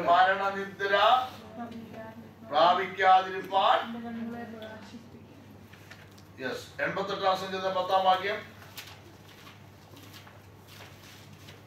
നീ മരിച്ചവർക്ക് അത്ഭുതങ്ങൾ കാണിച്ചു കൊടുക്കുമോ? മൃതന്മാർ എഴുന്നേറ്റ് നിന്നെ സ്തുതിക്കുമോ? 94-ാം സങ്കീർത്തനം 17-ാം വാക്യം. യഹോവ എനിക്ക് സഹായമായിരുന്നില്ലെങ്കിൽ എന്റെ പ്രാണൻ വേഗം മൗനവാസം ചെയ്യുമായിരുന്നു. 115-ാം സങ്കീർത്തനം 17-ാം വാക്യം. മരിച്ചവരും മൗനതയിൽ ഇറങ്ങിയവരാരും യഹോവയെ സ്തുതിക്കുന്നില്ല. ഈ എബ്രായർ മരണത്തെ ഭയങ്കരമായി കണ്ടിരുന്നു. എന്നാൽ പിൽക്കാലത്ത് ദൈവം അയച്ച പ്രവാചകന്മാരുടെ, ദൈവദാസന്മാരുടെ ഉപദേശം അവർ ഗ്രഹിക്കാൻ തുടങ്ങി. ദുഷ്ടന്മാർ തങ്ങളുടെ പാപം വിട്ട് തിരിയുന്നില്ലെങ്കിൽ അവർക്ക് നിത്യ മരണം ലഭിക്കും എന്ന് അവർക്ക് മനസ്സിലായി. എന്നാൽ പാപം വിട്ടു തിരിയുന്നവർ കർത്താവിനോട് എന്തേക്കും വസിക്കും. എഹെസ്കേൽ 18-ാം അധ്യായം 20-ാമത്തെ വാക്യം. യേശുക്രിസ്തു പാപത്തിന്റെ ശിക്ഷ ഏറ്റുവാങ്ങി. ക്രിസ്തുവിൽ മരിക്കുന്നവർ ക്രിസ്തുവിൽ പുനരുത്ഥാനം ചെയ്യപ്പെടും. അതിനെ കുറിച്ച് അറിഞ്ഞിരിക്കുക. പിന്നെ അതിനെക്കുറിച്ച് ഇങ്ങനെ ഡൗട്ട് ഉണ്ടാകേണ്ട കാര്യമില്ല. ഞാൻ മരിച്ച സ്വർഗത്തിൽ പോവോ എന്നും ആരാധനയ്ക്കും വരും, പ്രാർത്ഥനയ്ക്കും വരും. പിന്നെ ചിന്ത മുഴുവൻ കർത്താവ് വന്നാൽ സ്വർഗത്തിൽ. ഞാൻ വിചാരിക്കുന്ന എന്നാന്നറിയോ, കർത്താവ് വരാൻ താമസിക്കുന്ന കാര്യം ഈ ചിന്തയുള്ളവരും ശരിയാക്കാൻ വേണ്ടി. ഈ ബൈബിൾ ക്ലാസ് കഷ്ടപ്പെട്ട് കുതിരയിൽ നിന്ന് എടുത്തിട്ട് ഇതിനകത്ത് ആരെങ്കിലും ഒരു 4-5 പേര് പോകാതെ കിടന്നാൽ എന്തോ നാളെ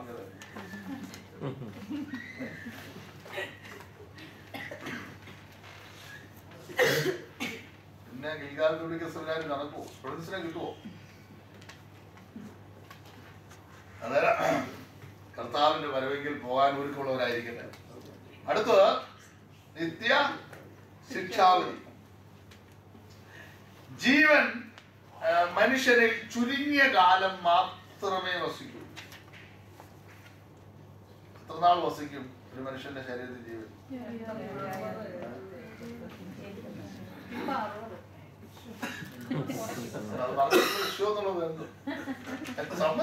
നമ്മൾ ഒരിക്കലും സമ്മതിക്കുകയാണ് ഈ കേസിനോട്, അല്ലേ? നിശ്ചയമായും എന്തോ പറഞ്ഞാലും നമ്മുടെ ആരുടെയും അനുവാദമില്ലാതെ നമ്മളിവിടെ ജനിച്ചു. അങ്ങനല്ലേ സാറ്? നമ്മൾ പറഞ്ഞിട്ടാണ് നമ്മൾ ജനിച്ചത്. നമ്മുടെ അനുവാദമില്ലാതെ നമ്മളിവിടുന്ന് പോവുകയും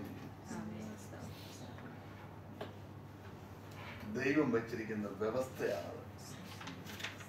സമയം മാത്രം അറിയത്തില്ലെന്ന് അതിലെപ്പോഴും റെഡിയായിട്ട് എന്താണ് പേടിച്ചിരിക്കുക.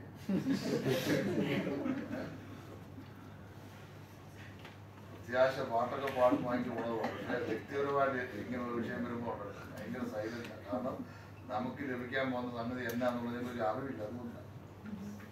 മനസ്സിലായോ? ഏത് മനുഷ്യനും പാപിയാണ്. പാപത്തിന്റെ ശമ്പളം മരണമാണ്. അതിൽ നിന്ന് മോചനം യേശുക്രിസ്തുവിന്റെ രക്തത്താൽ മാത്രമാണ്. പാപങ്ങളെ ഏറ്റു പറഞ്ഞു ഉപേക്ഷിച്ചാൽ നിത്യ ശിക്ഷാവിധി ഉണ്ടാകുകയില്ല. ക്രിസ്തുവിനോടുള്ള ആരാധന കൂട്ടായ്മ നിലനിർത്തുന്നവർക്ക് ഒരു ശിക്ഷാവിധിയും ഇല്ല. അതോർക്കണം. നമുക്ക് അടുത്ത് പഠിക്കാനുള്ളത് എബ്രായ ലേഖനം 7 മുതൽ 10 വരെയുള്ള അധ്യായങ്ങളാണ്. വളരെ പ്രധാനപ്പെട്ട ഭാഗമാണ്. യേശു ക്രിസ്തു മൽക്കിസദേക്കിന്റെ ക്രമത്തിലുള്ള പുരോഹിതൻ. യേശു ക്രിസ്തു മൽക്കിസദേക്കിന്റെ ക്രമത്തിലുള്ള പുരോഹിതൻ. ഇതാണ് 7 മുതൽ 10 വരെയുള്ള അധ്യായങ്ങളിൽ നമുക്ക് കാണാൻ കഴിയുന്നത്. 7-ാം അധ്യായം ഈ എബ്രായ ലേഖനത്തിന്റെ കേന്ദ്ര ബിന്ദുവാണ്. 13 അധ്യായങ്ങളുള്ള എബ്രായ ലേഖനത്തിന്റെ കേന്ദ്ര ബിന്ദു എന്ന് പറയുന്ന ചാപ്റ്റർ 7-ാം അധ്യായം. യേശു ക്രിസ്തു മൽക്കീസദേക്കിന്റെ ക്രമത്തിലുള്ള പുരോഹിതൻ എന്ന് ലേഖകൻ സമർത്ഥിക്കുന്നു. ഉൽപ്പത്തി പുസ്തകം 14-ാം അധ്യായം 19-20 വാക്യങ്ങൾ വായിക്കണം. വേറെ സങ്കീർത്തനങ്ങൾ 110-4 വായിക്കണം. അവൻ അവനെ അനുഗ്രഹിച്ചു. സ്വർഗത്തിലും ഭൂമിക്കും നാഥനായി അത്യുന്നതനായ ദൈവത്താൽ അബ്രഹാം അനുഗ്രഹിക്കപ്പെടുമാറാകട്ടെ. നീ മൽക്കീസദേക്കിന്റെ വിധത്തിൽ എന്നേക്ക് ഒരു പുരോഹിതൻ എന്ന് യഹോവ സത്യം ചെയ്തു അനുദപിക്കുകയുമില്ല.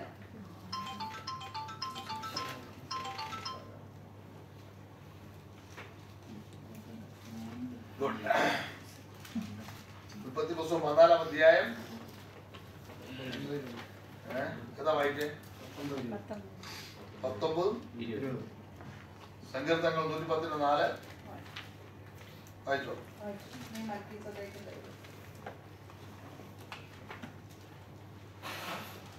എന്താ ഈ മൽക്കീസദേക്ക് എന്ന വാക്ക് എബ്രായ ഭാഷയിലെ 2 പദങ്ങൾ കൂട്ടിച്ചേർത്തു.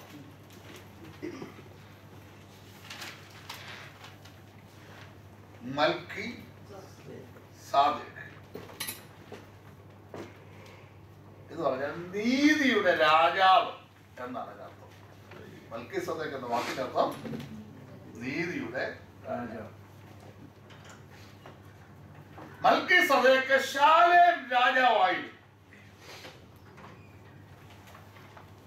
ശാലേം എന്ന് പറഞ്ഞാൽ എവിടാ അർത്ഥമല്ല. ശാലേം എന്ന് പറഞ്ഞാൽ എവിടെ? ശാലേം രാജാവായിരുന്നു.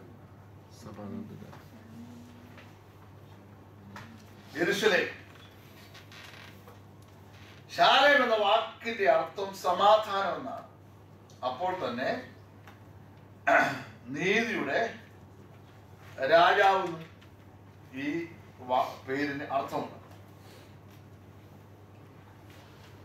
നമ്മുടെ കർത്താവ് നമ്മുടെ സമാധാനം അല്ലേ? വിശ്വാസിയുടെ പിതാവായ അബ്രഹാം ദൈവം തനിക്ക് കൊടുത്ത സകല സകല നന്മയിലും മൽക്കീസദേക്കിന് ദശാംശം കൊടുത്തു. ചിലർ പറഞ്ഞ് ഞാൻ കേട്ടിട്ടുണ്ട്, ഈ ദശാംശം എന്നൊക്കെ പറയുന്നത് പഴയ നിയമത്തിന്റെ ഉപദേശമാണെങ്കിൽ എന്നും പോലെ ആരംഭിക്കേണ്ടി ശക്തി വരുന്നില്ല. എന്നും പോലെ ആരംഭിക്കുന്നത് പഴയ നിയമം ആരംഭിക്കുന്നത് എന്നും പോലെ. അതാണ് പ്രശ്നങ്ങൾ.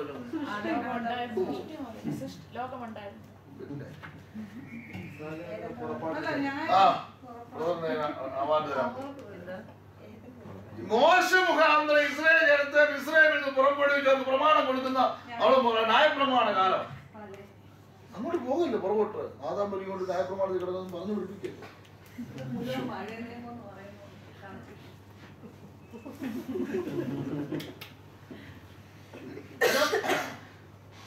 ദശാംശം എന്നുള്ള വിഷയം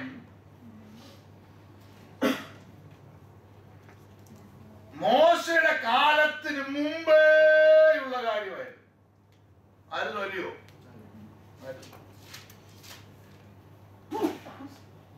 ഇനി പുതിയ നിയമത്തിലേക്ക് വരുമ്പോഴോ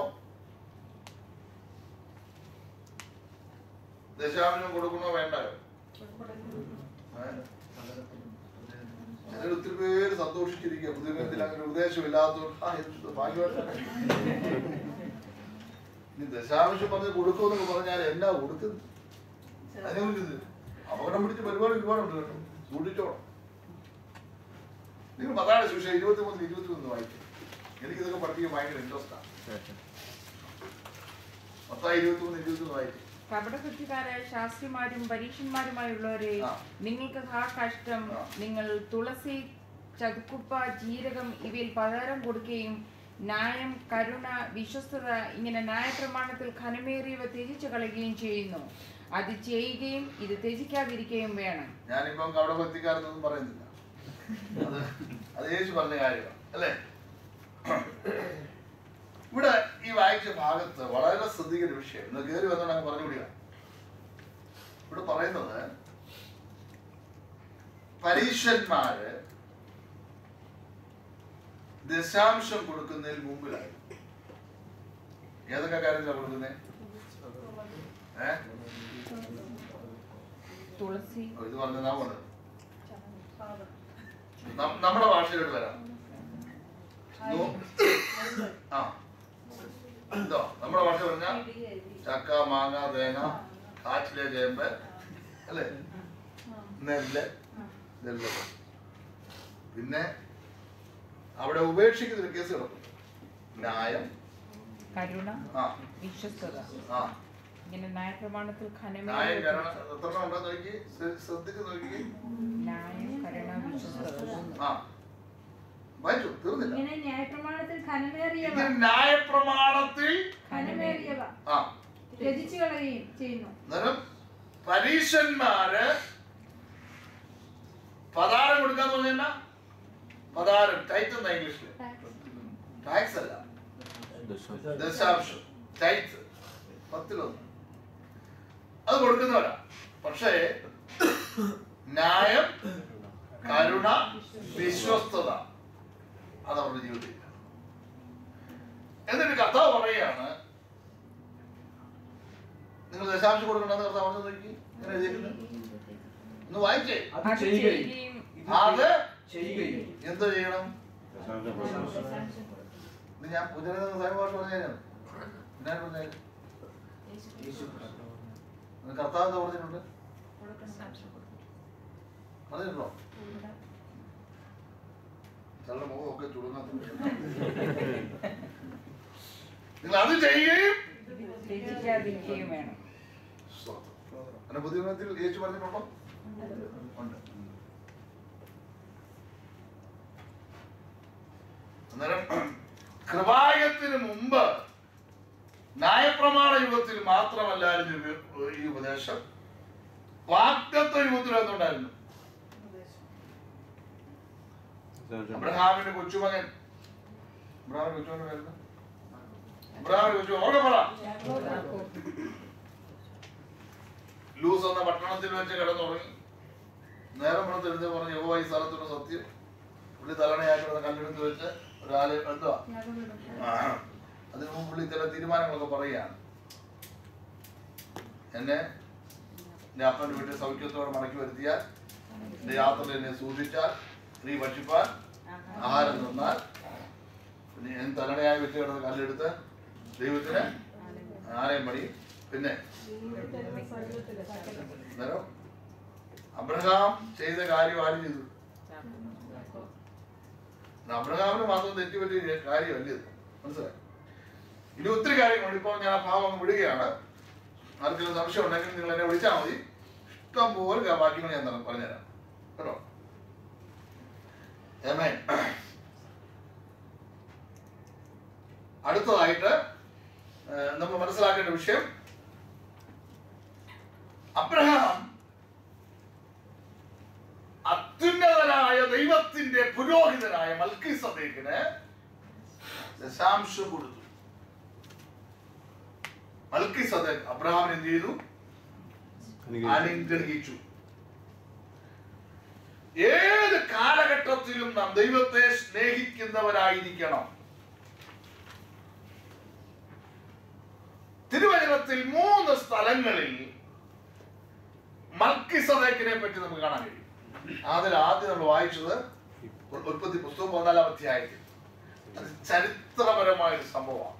നമ്മൾ ബൈബിൾ പഠിച്ചാൽ സങ്കല്പങ്ങളൊന്നും ബൈബിളിൽ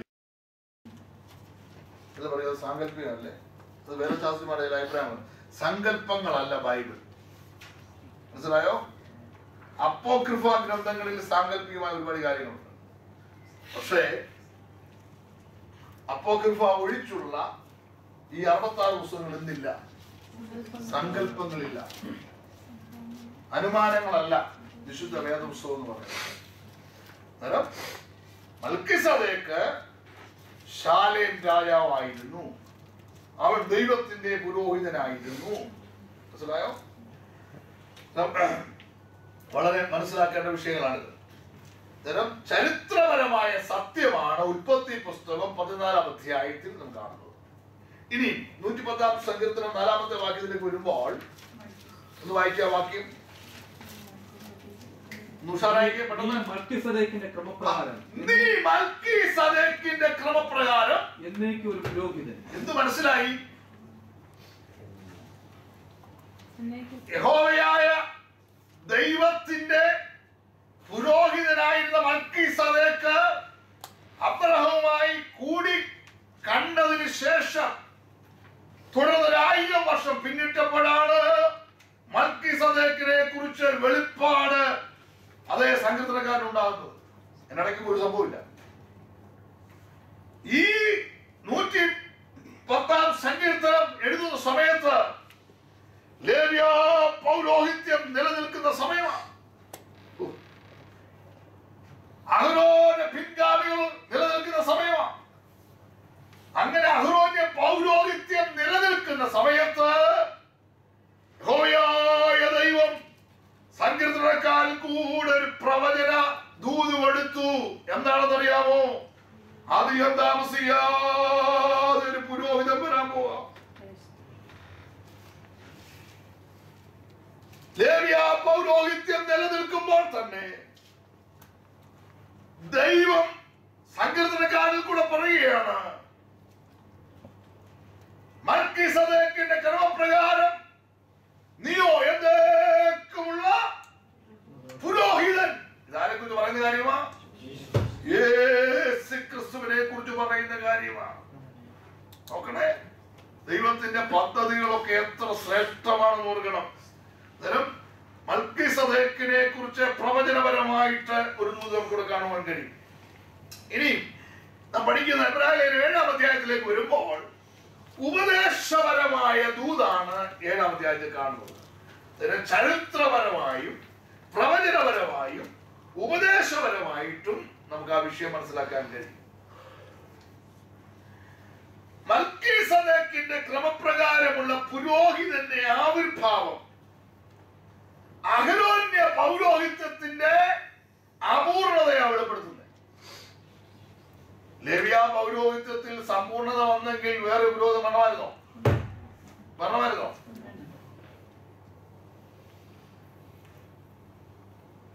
ഒരു പാട്ട് ഇങ്ങനെ കിടപ്പുണ്ട്,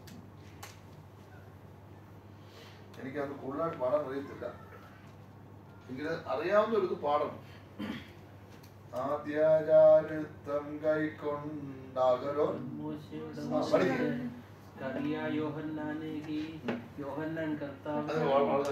എനിക്ക് അതൊക്കെ വളരെ ഇഷ്ടപ്പെട്ടു.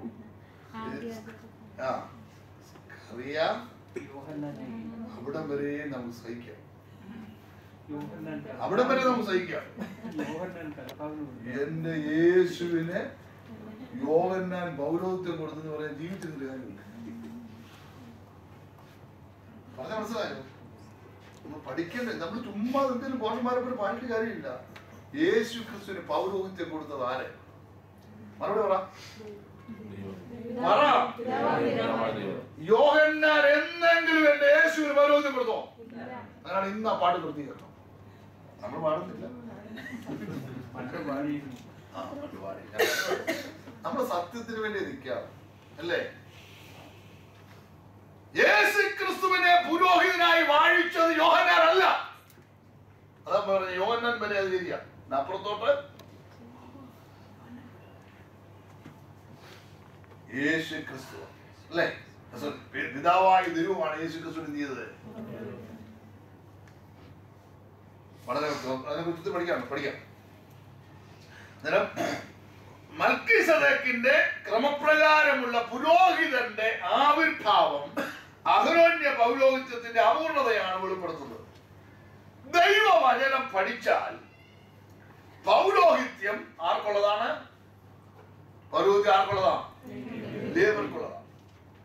വേറെ ഒരു ഗോത്രത്തിനും പുരോഹിത ശുശ്രൂഷ അനുവദിച്ചിരുന്നില്ല. എന്നാൽ ഞാൻ മുൻപ് ഓർപ്പിച്ചതുപോലെ യേശു വന്നത് യഹൂദ ഗോത്രത്തിൽ നിന്നാണ്. മനസ്സിലായോ? അത് തന്നെ നമ്മൾ മനസ്സിലാക്കണം. ലേവ്യ പൗരോഹിത്യത്തിന് എന്തോ പിശക് പറ്റിപ്പോയി. ലേവ്യ പൗരോഹിത്യവും ക്രിസ്തുവിന്റെ പൗരോഹിത്യവും തമ്മിലുള്ള വ്യത്യാസങ്ങളൊന്നും മനസ്സിലാക്കണം. ഞാൻ അതൊന്നും വളരെ വേഗത്തിൽ പറയണം. എല്ലാ ആത്മീയ സംഘടനകൾക്കും അവരുടേതായ നേതാക്കന്മാരും കർമ്മങ്ങളും ഉണ്ട്, ഇല്ലേ? എല്ലാ ആത്മീയ സംഘടനകൾക്കും ഈ ചില സംഘടനകൾക്ക് സഭയൊന്നും വിളിച്ച് പറഞ്ഞെങ്കിൽ കേട്ടോ, അപകടമാകണം. സഭ എന്താണെന്നും സംഘടന ആണെന്നും തിരിച്ചറിയണം. എല്ലാ ആത്മീയ സംഘടനകൾക്കും അവരുടേതായ നേതാക്കന്മാർ, ലീഡേഴ്സ് ഉണ്ട്, കർമ്മങ്ങളുണ്ട്. എന്നാൽ അഹരോന്യ പൗരോഹിത്യത്തിന്റെ തുടർച്ച പുതിയ നിയമസഭയ്ക്കില്ല. പഠിച്ചോളാം. അഹരോന്യ പൗരോഹിത്യത്തിന്റെ തുടർച്ച പുതിയ നിയമസഭയ്ക്ക് ഇല്ല. പകരം പ്രത്യേക ശുശ്രൂഷാ വൃന്ദങ്ങളാണുള്ളത്. ലേവ്യ പൗരോഹിത്യത്തിലാണെങ്കിൽ മഹാപുരോഹിതൻ, പുരോഹിതന്മാര് എന്നുള്ള ശുശ്രൂഷകളാണ്. പുതിയ നിയമസഭയുടെ ശുശ്രൂഷ വൃത്തങ്ങൾ എന്തൊക്കെയാണ്? 4:11 വായിച്ച വേഗത്തിൽ. അവൻ ചിലരെ അപ്പോസ്തലന്മാരായും ചിലരെ പ്രവാചകന്മാരായും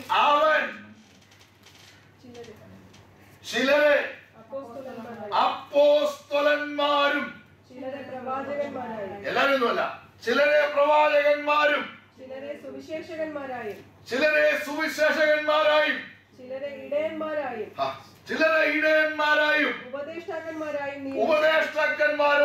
നിയമിച്ചിരിക്കുന്നു. എത്ര കൂട്ടം ആൾക്കാരുണ്ട് പുതിയ നിയമസഭയ്ക്ക് ശുശ്രൂഷ വൃന്ദങ്ങൾ? 5. ആറാമതൊരു കൂട്ടുണ്ടോ? അതുകൊണ്ട് അപ്പോസ്തലനെ നമുക്ക് അപ്പോസ്തലൻ എന്ന് വിളിക്കാം, പ്രവാചകന്മാരെ പ്രവാചകന്മാരെന്ന് വിളിക്കാം, ഇടയന്മാരെ പാസ്റ്റർ എന്ന് വിളിക്കാം, സുവിശേഷന്മാരെന്ത് ചെയ്യാം? ഉപദേശകന്മാരെന്ന് വിളിക്കാം. അല്ല വേറെ അതിനപ്പുറത്തോടൊന്നുമില്ല. അതിനപ്പുറത്തൊരു നാമകരണം ഇല്ല. അതങ്ങ് അക്സെപ്റ്റ് ചെയ്തോണം. നമുക്ക് എഴുതപ്പെട്ട് കിട്ടിയതും വെളിപ്പെട്ട് കിട്ടിയതും വളരെ വെണ്ടയ്ക്ക അക്ഷരത്തിൽ എഴുതി വെച്ചിരിക്കുന്നു അതുപോലെ അങ്ങ് വിശ്വസിച്ചാൽ മതി. ഇല്ലാത്തതിന് കുറേ തപ്പാൻ നടക്കേണ്ട കാര്യമില്ല, അല്ലേ? ഇന്ന് അനങ്ങാത്ത നിങ്ങൾ അങ്ങനെ തപ്പാൻ പോയാൽ ഓക്കെ. ഈ 5 കൂട്ടരല്ല, 6ാമത് വേറൊരു കൂട്ടരില്ല. പത്രോസ് അപ്പോസ്തലൻ പറയുന്ന കാര്യം ശ്രദ്ധിക്കണം. ദൈവമക്കളേവരും രാജകീയ പുരോഹിത വർഗമാണ്. 1 പത്രോസ് 2:9 ഇന്ന് കാണുന്ന പൗരോഹിത്യ ശുശ്രൂഷകളും അഹരോന്യ ശുശ്രൂഷകളും തമ്മിൽ യാതൊരു ബന്ധവുമില്ല. അതിന് വ്യത്യാസം ഞാൻ പറയാൻ പോവാം. പെട്ടെന്ന് വായിച്ച് സംഖ്യാപുസ്തകം 1:47. സംഖ്യാപുസ്തകം 1:47. ഇവരുടെ കൂട്ടത്തിൽ ലേവിയെ പിതൃഗോത്രമായി എണ്ണിയില്ല. ലേവി ഗോത്രത്തെ മാത്രം എണ്ണരുത്. ഇസ്രായേൽ മക്കളുടെ ഇടയിൽ അവരുടെ സംഖ്യ എടുക്കുകയും അരുത് എന്ന് യഹോവ മോശയോട് കൽപ്പിച്ചു. ലേവിയെ സാക്ഷി നിവാസത്തിനും അതിന്റെ ഉപകരണങ്ങൾക്കും വസ്തുക്കൾക്കും ഒക്കെ വിചാരകന്മാരായി നിയമിക്കണം. ഒരുപാട് വാക്യങ്ങളുണ്ട്. നിങ്ങൾക്ക് നോട്ട്സ് ഞാൻ അയച്ചിട്ടുണ്ട്, നിങ്ങൾക്ക് ഈ ആഴ്ച കിട്ടും. ലേവിയരെ മാത്രമേ പൗരോഹിത്യ ശുശ്രൂഷയ്ക്ക് ദൈവം എന്ത് ചെയ്തിരുന്നുള്ളൂ? വേർതിരിച്ചിരുന്നുള്ളൂ. എന്നാൽ യേശു വന്നത് ഏത് ഗോത്രത്തിൽ നിന്നാ? എബ്രായർ 7:11 മുതൽ വേഗത്തിൽ വായിച്ചു. സമ്പൂർണത വന്നെങ്കിൽ, ഇനി ശ്രദ്ധിക്കണം, ലേവ്യ പൗരോഹിത്യത്താൽ സമ്പൂർണത വന്നെങ്കിൽ അതിൻ കീഴല്ലോ ജനം ന്യായപ്രമാണം പ്രാപിച്ചത്. അതിന് കീഴല്ലോ ജനം ന്യായപ്രമാണം പ്രാപിച്ചത്. അടുത്തത് അഹരോന്റെ ക്രമപ്രകാരം എന്ന് പറയാതെ മൽക്കിസേദെക്കിന്റെ ക്രമപ്രകാരം വേറൊരു പുരോഹിതൻ വരുവാൻ എന്തൊരാവശ്യം? പൗരോഹിത്യം മാറിപ്പോകുന്ന പക്ഷം ന്യായപ്രമാണത്തിന് കൂടെ മാറ്റം വരുവാൻ ആവശ്യം. പൗരോഹിത്യം മാറിപ്പോകുന്ന പക്ഷം ന്യായപ്രമാണത്തിനും കൂടെ മാറ്റം വരുവാൻ ആവശ്യം. അടുത്തത്, എന്നാൽ ഇത് ആരെ കുറിച്ച് പറഞ്ഞിരിക്കുന്നുവോ അവൻ വേറൊരു ഗോത്രത്തിൽ നിന്നുള്ളവൻ. അവൻ വേറൊരു ഗോത്രത്തിൽ നിന്ന് ഉള്ളവൻ. ഒരു ചാപ്റ്റർ അടയുന്നു, വേറൊരു ചാപ്റ്റർ തുറക്കുന്നു. പഴയ നിയമം അവസാനിക്കുന്നു, പുതിയ നിയമം ആരംഭിക്കുന്നു. അഹരോന്റെ ക്രമം അവസാനിക്കുന്നു, മൽക്കീസേദെക്കിന്റെ ക്രമം വെളിപ്പെടുന്നു. അതാണ് പുതിയ നിയമ ശുശ്രൂഷ എന്ന് പറയുന്നത്. ഇനി വസ്ത്രങ്ങളെ കുറിച്ച് നോക്കിക്കേ. മഹാപുരോഹിതന് 7 കൂട്ടം വസ്ത്രം ഉണ്ടായിരുന്നു. പുറപ്പാട് 28 1 മുതൽ 39 വരെയുള്ള വാക്യങ്ങൾ. അത് ആ അധ്യായം കംപ്ലീറ്റ് നിങ്ങൾ വായിച്ചു. മഹാപുരോഹിതന് 7 കൂട്ടം വസ്ത്രങ്ങളുണ്ട്. പുരോഹിതന്മാർക്ക് 3 കൂട്ടം വസ്ത്രങ്ങളാണുള്ളത്. ഇനി വളരെ പ്രധാനപ്പെട്ട വിഷയം, സംഖ്യാപുസ്തകം 8:23 വരെയുള്ള വാക്യം വായിക്കേ.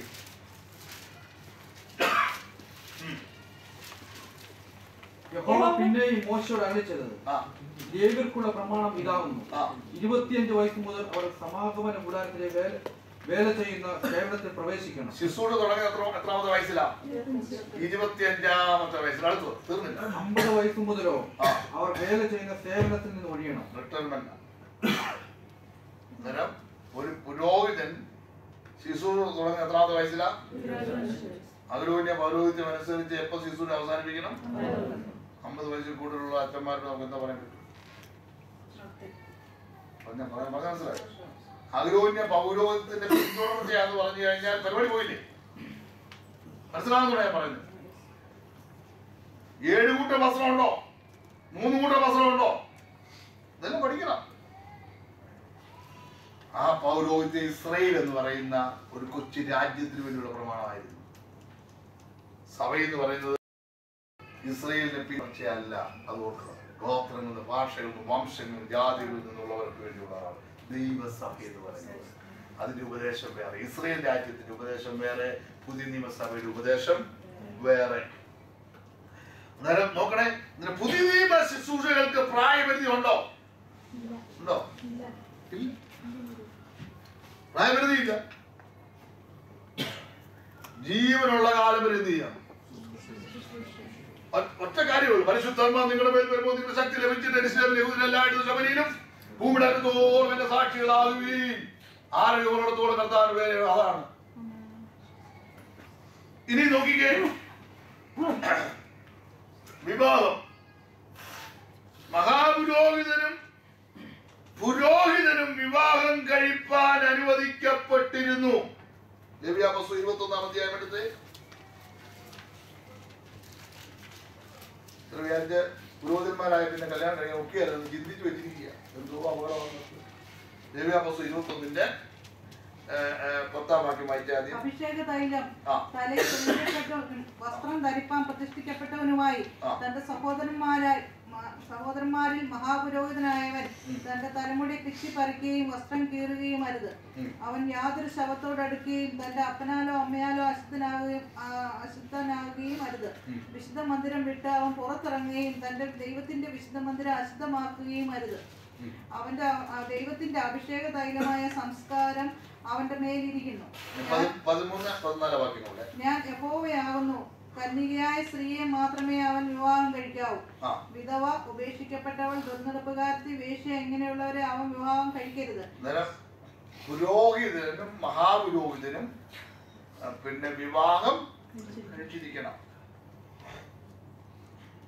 യോഹന്നാൻ ആരുടെ മകനാ?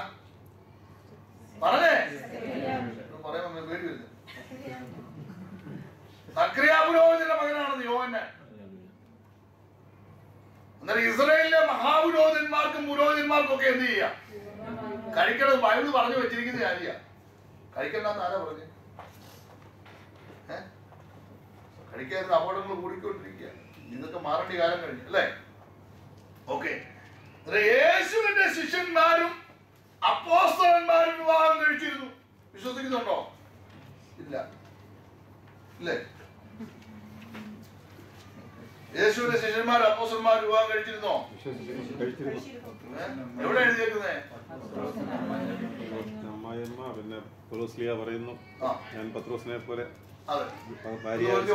വീട്ടിൽ പോയി വായിച്ചു. എബ്രായർ 13:5 വേഗം വായിച്ചേ.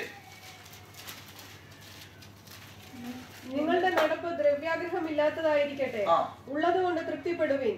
ഞാൻ നിന്നെ ഒരു നാളും കൈവിടുകയില്ല, ഉപേക്ഷിക്കുകയുമില്ല എന്ന് അവൻ തന്നെ അരുളി ചെയ്തിരിക്കുന്നുവല്ലോ. വിവാഹം എല്ലാവർക്കും മാന്യം. അതെത്രാമത്തെ വാക്യം?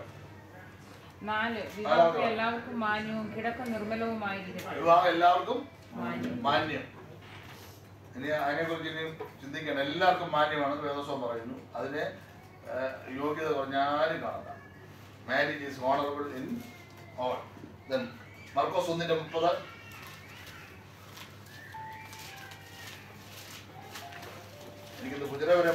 വിവാഹം കഴിക്കാത്തവരെ പറ്റി കർത്താവ് പറയുന്നുണ്ടല്ലോ പക്ഷേ. വിവാഹം കഴിക്കാത്തവരെ പറ്റി ഷണ്ടന്മാരായി ജനിച്ച ഷണ്ടന്മാരുണ്ട്, ദൈവവിധക്ക് വേണ്ടി ഷണ്ടന്മാരായവരുണ്ട്, തങ്ങളെ തന്നെ ഷണ്ടന്മാരാക്കിയവരുണ്ട് പറയുന്നുണ്ടല്ലോ കർത്താവ്. അത് അവരവർ തന്നെ എടുക്കുന്ന ഡിസിഷനാണ്, ബൈബിളിലെ ഉപദേശമല്ല. മനസ്സിലായി? ഞാനത് തീരുമാനിക്കുക, എനിക്ക് കല്യാണം വേണ്ട, ബൈബിളിൽ പറഞ്ഞിട്ടുണ്ടെന്ന് മനസ്സിലായി. പക്ഷെ അതൊരു ഒരു ഒരു ഒരു ഒരു സംഘടനയുടെ നിയമമായിട്ട് അതിനെപ്പറ്റി പറയുന്ന വരൻ ലഭിച്ചവർക്കല്ലാതെ ഇതിനെപ്പറ്റി കിട്ടില്ല എന്നാ പറയുന്നത്. എല്ലാവർക്കും വരൻ ലഭിച്ചിട്ടില്ല. അതൊരു ഉപദേശമാണ്, ഡോക്ടറിൻസ് ആണ്. മനസ്സിലായി? ഇപ്പൊ ഞാൻ മരുന്ന് കഴിക്കുന്നില്ല, അതുകൊണ്ട് ആരും മരുന്ന് കഴിക്കാൻ പാടില്ലെന്ന് പറഞ്ഞ ഒരു ഉപദേശം ഞാൻ ഉണ്ടാക്കിയാലോ? എന്റെ കൂടെ നിൽക്കാൻ കാണും ആയിരക്കണക്കിന് ആൾക്കാർ. മനസ്സിലായി? 1:9-5 നമ്മൾ ഒരു കാര്യം ആദ്യം മനസ്സിലാക്കണം. എന്തിനാണ് കുടുംബജീവിതം ദൈവത്താണ്? കുടുംബജീവിതം എന്തിനാണ്? ഈ ലോകം നിലനിൽക്കണമെങ്കിൽ കല്യാണം കഴിക്കണമെന്നേ ദൈവം പറ്റിയ വ്യവസ്ഥയാ. വിവാഹം ദൈവം സ്ഥാപിച്ച മഹനീയമായിരിക്കുന്ന ഒരു കർമ്മമാണ്. അത് നല്ലതാണെന്നാണ് പഴയ നിയമവും പുതിയ നിയമവും നമ്മെ പഠിപ്പിക്കുന്നത്. മനസ്സിലായോ?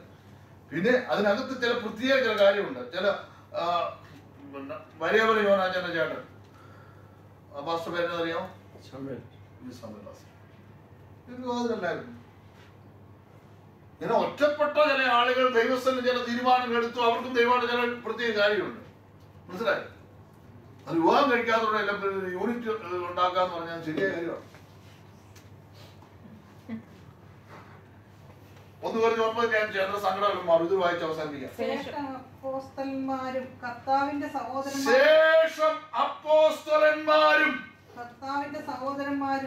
കർത്താവിന്റെ സഹോദരന്മാരും കേഫാവും ചെയ്യുന്നത് പോലെ ഭാര്യയായ ഒരു സഹോദരിയുമായി അന്നേരം അപ്പോസ്തലന്മാർക്കും യേശുവിന്റെ സഹോദരന്മാർക്കും പത്രോസിനും ഒക്കെ എന്തോ ഉണ്ടായിരുന്നു? ഭയദോഷോ. അവർക്കാകാം, ഇന്നത്തെ ആൾക്കാർക്ക് പറ്റിയ എന്താ നിയമം? അങ്ങനെ അന്നേ വരക്കട്ടെ ഈ പരിപാടി. അന്നും പ്രശ്നമുണ്ട്. അന്നും പ്രശ്നമുണ്ട്. അതുകൊണ്ടല്ലേ അതുകൊണ്ട് കറക്റ്റ് ആയിട്ട് നമുക്ക് ആ പൗലോസ് അപ്പോസ്തലൻ അത് എഴുതി തന്നു. ഇത് നോക്കിയേ, സമയം തീർന്നു. അഹരോന്യ പൗരോഹിത്യം അനുസരിച്ച് ഒരു പുരോഹിതന് ശവത്തെ തൊടാൻ പാടില്ല. ലേവ്യ പുസ്തകം 21 അധ്യായം 1 വാക്യങ്ങളുണ്ട്. പുരോഹിതൻ ശവത്താൽ അശുദ്ധനാകാൻ പാടില്ല. എന്നാൽ അടുത്ത ബന്ധുക്കളുടെ അടുത്ത് ചെല്ലാം. പുതിയ നിയമവിശുദ്ധ ഭാഗമാണ്. ഒരു വീട്ടിൽ ഒരാൾ മരിച്ചു കഴിഞ്ഞാൽ ഉപദേശി മരണ സമയം പോലെ എടുക്കുന്ന അവിടെ ശിശുവിന്റെ വ്യത്യാസം മനസ്സിലായോ? നമ്മുടെ മഹാപുരോഹിതന് ശവത്തെ തൊട്ടപ്പോൾ അശുദ്ധമായില്ല, പകരം മരിച്ചവർ എന്ത് ചെയ്തു? ഇതാണ് ലേവ്യ പൗരോഹിത്യവും ക്രിസ്തുവിന്റെ പൗരോഹിത്യവും തമ്മിലുള്ള വ്യത്യാസം. ലേവ്യ പൗരോഹിത്യത്തിന് രാജപദവിയുമായി ബന്ധമില്ലായിരുന്നു, അത് നിത്യ പൗരോഹിത്യമല്ലായിരുന്നു. കൂടാതെ അനേകം പിൻഗാമികൾ ഉണ്ടായിരുന്നു. നമ്മുടെ യേശു ക്രിസ്തു അവൻ രാജാവും പുരോഹിതനുമാണ്. അടുത്ത ക്ലാസ്സിൽ നാം ക്രിസ്തു എന്ന മഹാപുരോഹിതന്റെ യോഗ്യതകളെ കുറിച്ച് പഠിക്കാം. Thank you for your corporation. Please all stand.